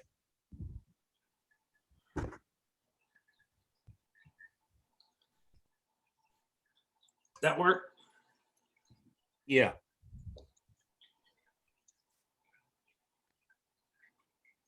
I did get them. And just for reference there, William, what did your gross finish last month? Yes, sir. What did your gross finish last month? June. I sent that also. Let me take a look. Did you text it or did you email it? I texted to you yesterday. Okay, I can I've got resend it. it to I you. got It's it. 41048. He had 17 enrollments. I'll send you last month's too, Master Oliver. Okay.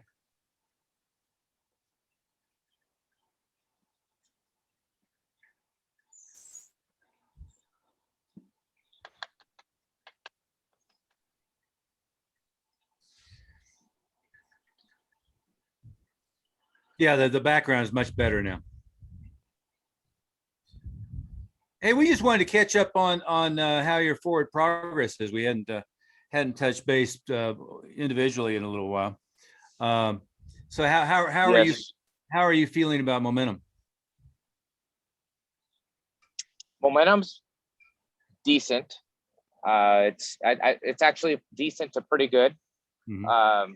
There's a lot of systems and processes that we're putting in place. And when I say we, it's me and Miss Rawan, which is on the line. Yeah. There's just a lot of details that we're working on, which is really holding me back from being able to do renewals. Okay. I really feel like I got to get some of these processes in place, systems in place, running smoother, so that we can then really focus on the renewal process, which we've been pre-framing, we've been doing the character development, we've been doing the books. I'm enrolling everyone at that 247 mark right now. So a lot of things are in place and we're just ready to pull the trigger, but I need to go back and watch some videos and Let me tell you be one quick consistent on the thing. calls. We just, sure. One quick thing about those renewals. Just remember, probably 25% of those you could probably renew just by the ones that you have a good rapport with, you know, the ones that are A students and parents already.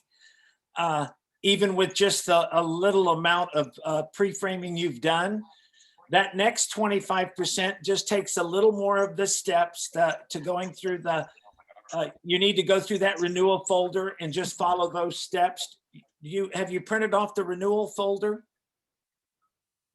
No, sir, but I can.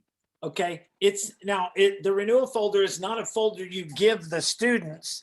It's a folder that I understand. outlines all the steps you should be doing.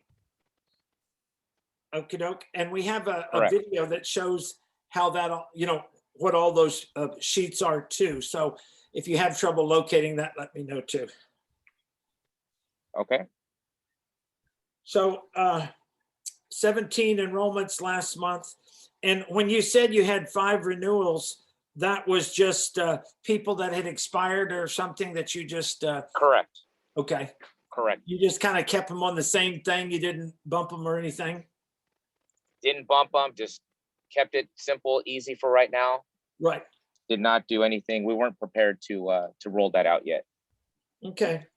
Well, once you get that renewal folder and you understand those steps, so if you have trouble, once you get that and we need to go over that, just set up a time next week and I'll go over that with you. I know Okay. he only has 15 minutes, Master Oliver, for Okay. his intro, 15 more minutes. But he is. Yeah, they all haven't come in dressed. yet, so we're good. Yeah, so he's all dressed and ready to go, so he doesn't have to do. Sure. anything. Sure. That's right. There you go. The you know, in looking at the stats here, I guess I might have 2 quick questions. Is when you say missing all the steps to get ready to start doing the renewals, from your perspective, what do you feel like you're missing so far?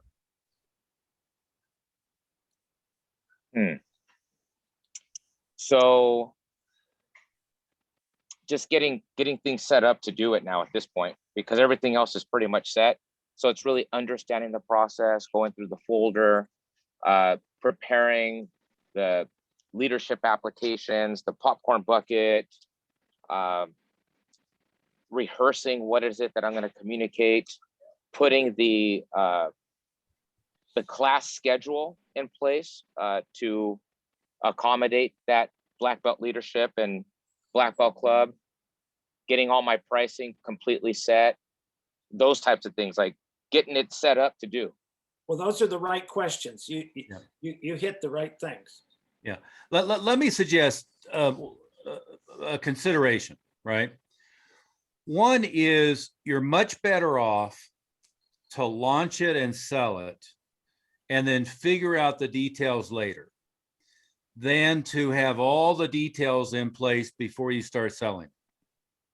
Now, I know it sounds backwards, but in your case, how many actives? Oh, you got it right here. You've got 180 active, right? And are all of those on like a year at a time type of thing, or are they on a renewal of some sort already? Everyone's at about a year right now, or within that year. Okay, here's the deal, is when you launch this thing effectively, is worst case, you should get half, best case, probably 80%, right?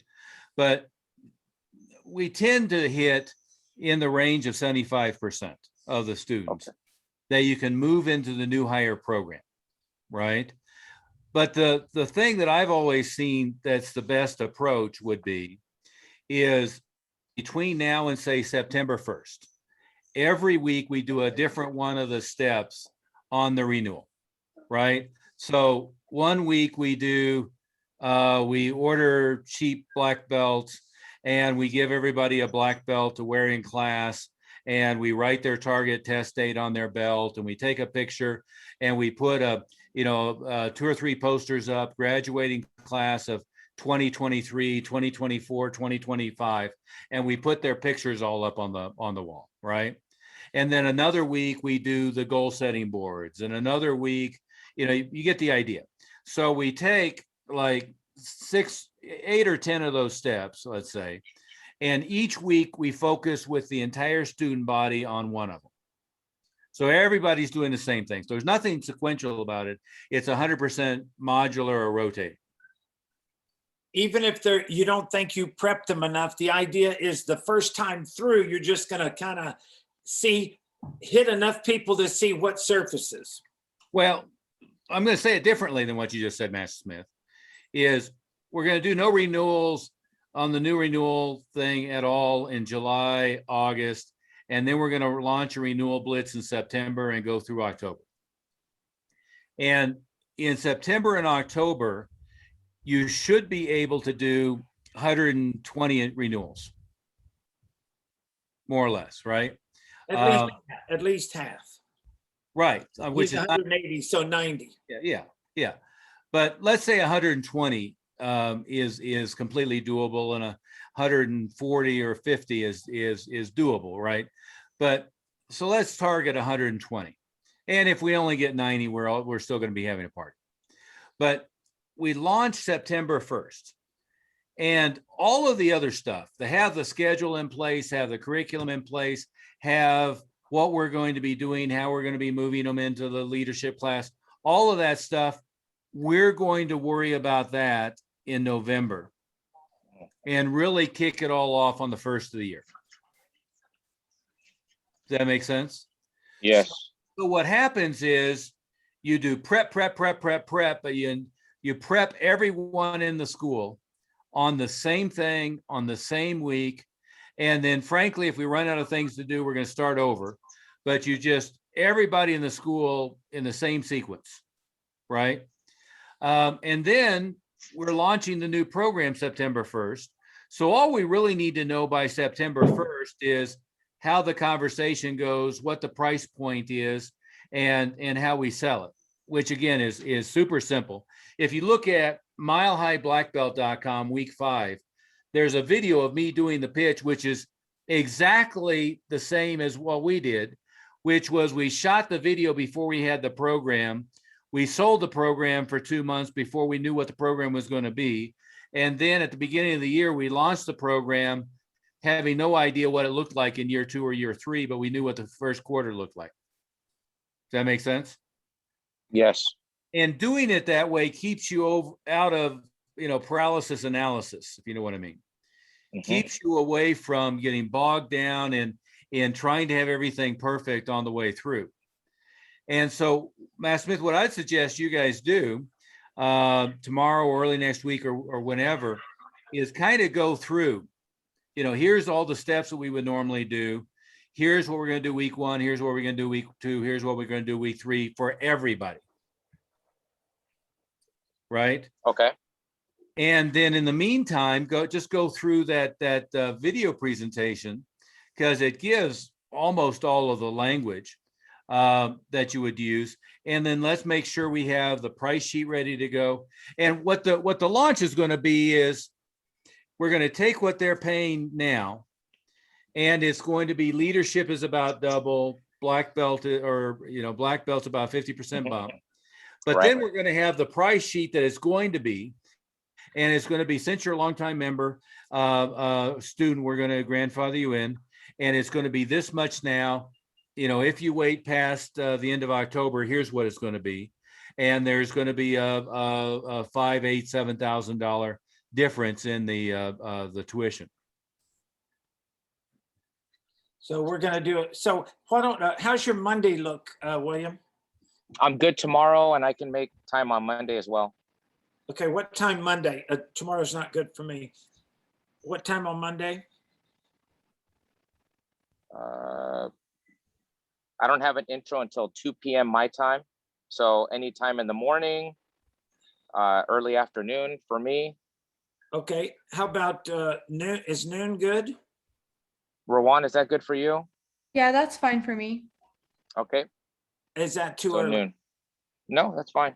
Okay, Now, do a couple of simple numbers. I know you got to run, but if you do 100 renewals, 20% pay in full, at an average of 10,000 apiece, then you've just done 200,000 cash. Okay. Then if you do the other 80 at an average of say 750 down, whatever that is, quick in my head, $750 times 80 people, 150,000. another 150, right? So the high end target here is to do 350,000 cash. And again, if you only hit half of that, right, you hit more than the previous 5 months. But what happens is you'll never have an opportunity like this again, where you can just suck up a bunch of cash and at the same time ramp the billing up dramatically. Because The lowest we've had, Colby Winkler did 220,000 when he did his first renewal blitz, and the lowest I've heard of is 100,000. Yeah. Okay. But see, So, what you do right now is you spend the summer prepping the entire student body, just long-term goal, black belt, and so forth. Visualization signs all over. Make sure they're doing the character worksheets and any of the book stuff. Yeah, and then immediately upon launching this thing, is you just back to back, talk to everybody, and you'll ABC them. We'll get to that, but you'll ABC them. So you pull the A pluses first, then the A's, then the B's, and then the C's. But in some of them you won't get, but it's going to give you November, December to make another run at everybody before you even launch it. Makes sense. So, Matt Smith, let me know when you guys chat on Monday, and I'll pop in Okay. to that if I can. It's gonna be, you said 12 noon your time was good, William? Yes, sir. Okay, so that'll be, 1 o'clock your time, Master Oliver? Yes. Yeah. Yeah. Okay, and 3 o'clock my time. So I got a quick question in preparation for this. I have quite a few students that are under the age of 7, which I have in a different, like a Taekwondo Tiny Tigers program. Yeah. Won't matter. So Do we renew those Yep. too? Just like the others. We'll talk about it on Monday, but exactly the same. And I'm going to tell you, they're easier to do. And I'll tell you why on Monday. Yeah. Okay. All right. Yeah, absolutely. And you'll be so shocked that when you start talking to these, how easy it is, regardless if it takes them longer to get there. Because they have a longer cycle of probably belts in the very beginning, right? They do. Yes. Yeah, it's not a problem. Easy fix. Okay. Yeah, but I agree 100% with Master Smith. They're actually easier, not harder. Yeah, the younger they are, the easier they are. The older they are, the harder they tend to. I'm talking about the teenagers tend to be harder than the kids under 12. Got it. Bingo. Okay. On that note, we'll let you go and we'll follow up Monday. Okay. See you then. Okay. Thank you. Master Smith, let me keep you for half a second. Okay. Okay. Bye.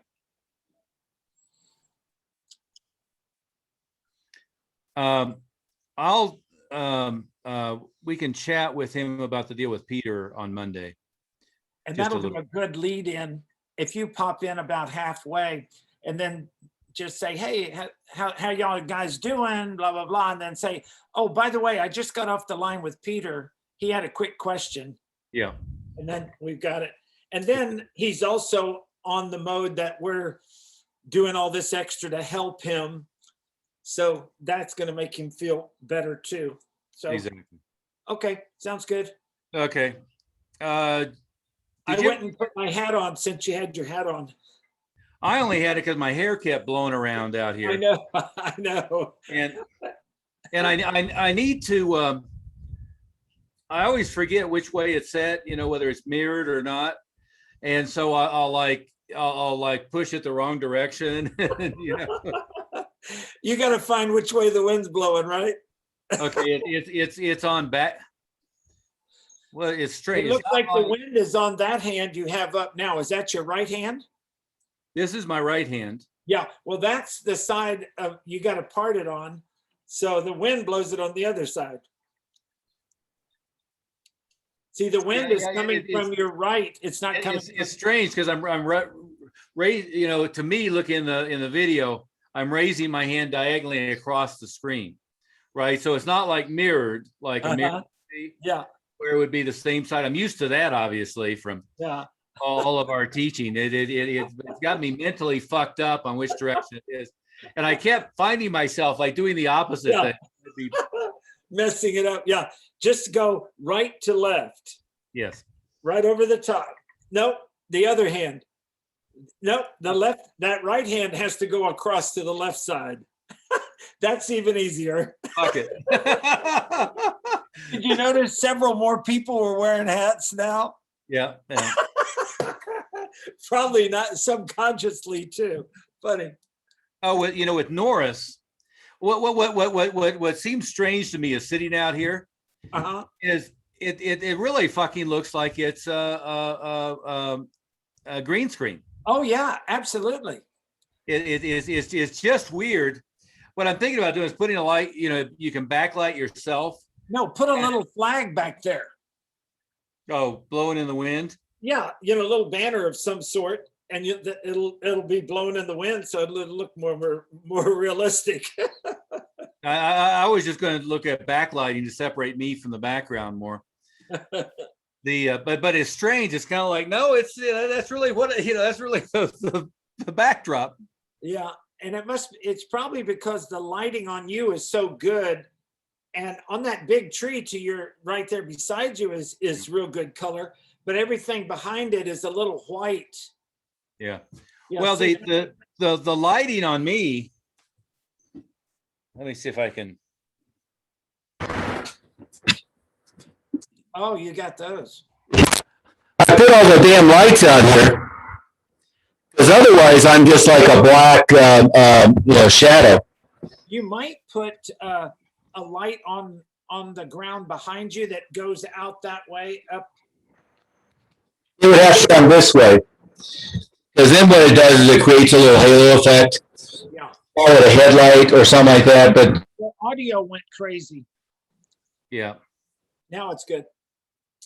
it was getting all staticky for some reason. Yeah. But Did you turn your light off? no, they're all still on. Yeah, I'm gonna get the better lighting. webcam on this one too.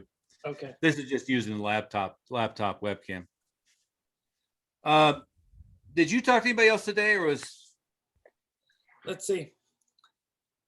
I did. Let's see.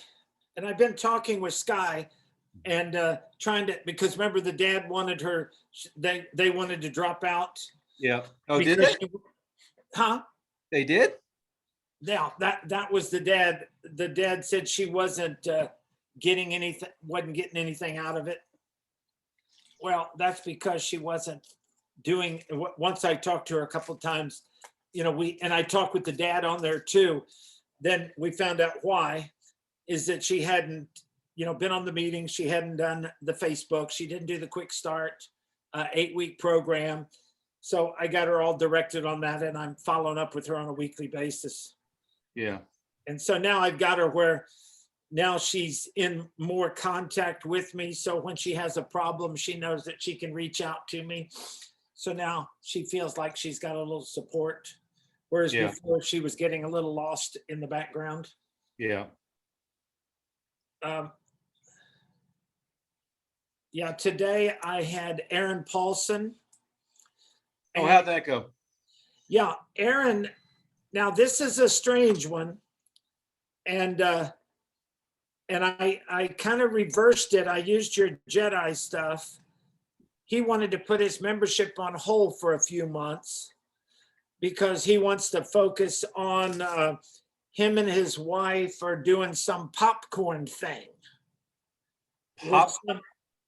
Yeah, now don't tell me don't even ask me what that is. But it's with the breweries, and they've got 100 breweries in his area that he's going to franchise with somebody. I don't know who the hell he's doing this with, but they're going to franchise these popcorn things. And I said, Aaron, listen to yourself. Are you going to close your karate school? No. Well, then you need us more than ever. Well, why is that? Because if you're going to be split off your focus with something else, I said, you're going to need somebody, you know, your staff is going to need help or whatever, so we can keep your school going. Yeah. But if you're going to do a franchise, then you need Master Oliver's advice and insight into that whole community.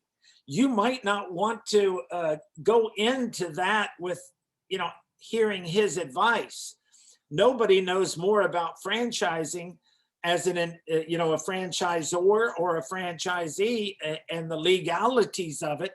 There's a lot of legalities to get legal in a franchise that he spent, and I said, and he can correct us if we're wrong, but $500 to $1 million to get legal in every state. Fucking more than that by the time we were done. Yeah, so he money lost to the sands of time. So I rescheduled him. I'm gonna reschedule him. I was gonna find out your time for next week because I told him that you were just coming back from a vacation, so you were probably a little booked this week. But let's get together next week. I'll check with Master Oliver and we'll pick a time. And I said, just look at it this way, Master Oliver, we're here to help you. And Master Oliver knows if you want to go into that along with the karate, we can help you in that area. You know, we help people with other personal issues or other things they need. You know, we're here to back you up and give you support. So now you're going to get more bang for your buck even. Yeah. And he goes, well, I didn't think of it that way. Yeah. If he could do that, that would be really helpful. And okay, I would be great. Just let me know what time next week. So what time you want to do, a Monday, or you want to do a Tuesday after the meeting, or what do you want to do?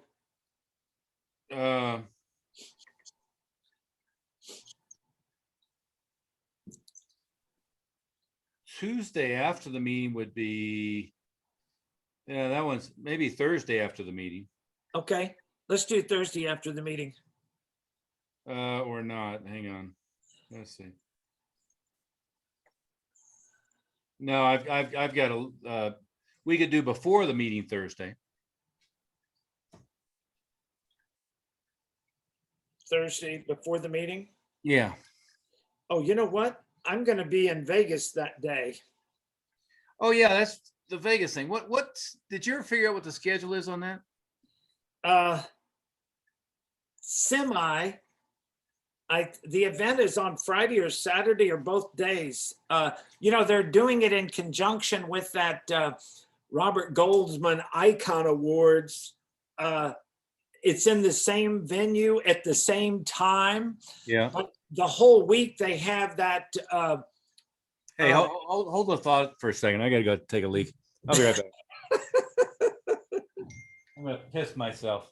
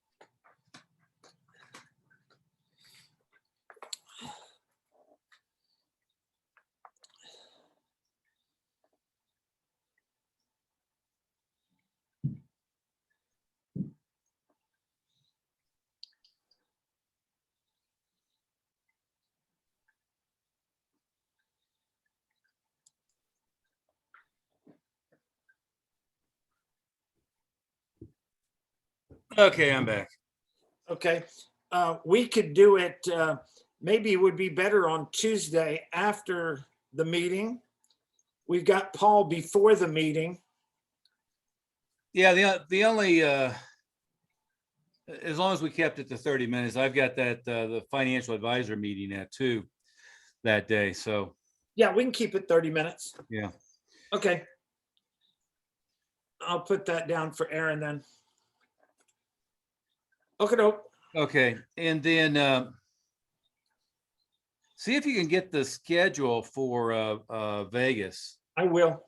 I was gonna come, they scheduled the Mile High Karate annual picnic from 10 to 2 on Saturday. And so if I can, go make an appearance, then fly out and be there for Saturday night. It's only an hour. Is it like an hour to Vegas for you? No, it's not much. Yeah.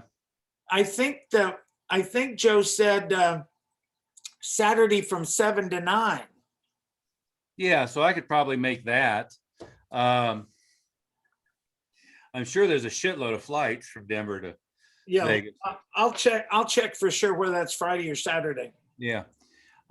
Did you know if Ernie and Tony are actually going to be there, or?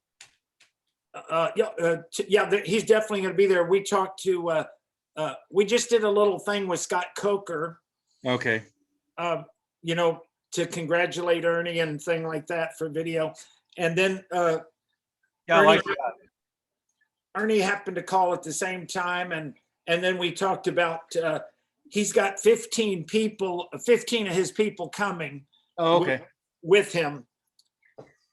And they're also doing that Icon Award at the same time. This place that they're having the event has a whole bunch of theaters. And so the Icon Awards, which is that Action That Academy. man deal. Yeah, that Action Academy Award thing, whatever, for stunt guys. So that's going to be Saturday too, but they have it, it starts on Monday and they do something every day, screening, I don't know, 60 movies or something like that. So Wow. I don't know what all's going on, but I'll find out, and let you know what's going on Friday and what's going on Saturday. Okay. Okay. How are you the rest of the day? I'm good the rest of the day. Okay. Let me I'm see. gonna go. I gotta go run a couple errands. Is it? Let me see what I've got going on. Maybe we'll bang out an hour podcast for the financial advisor thing. Okay, I'll let you know when I get back. Okay. Okay, bye.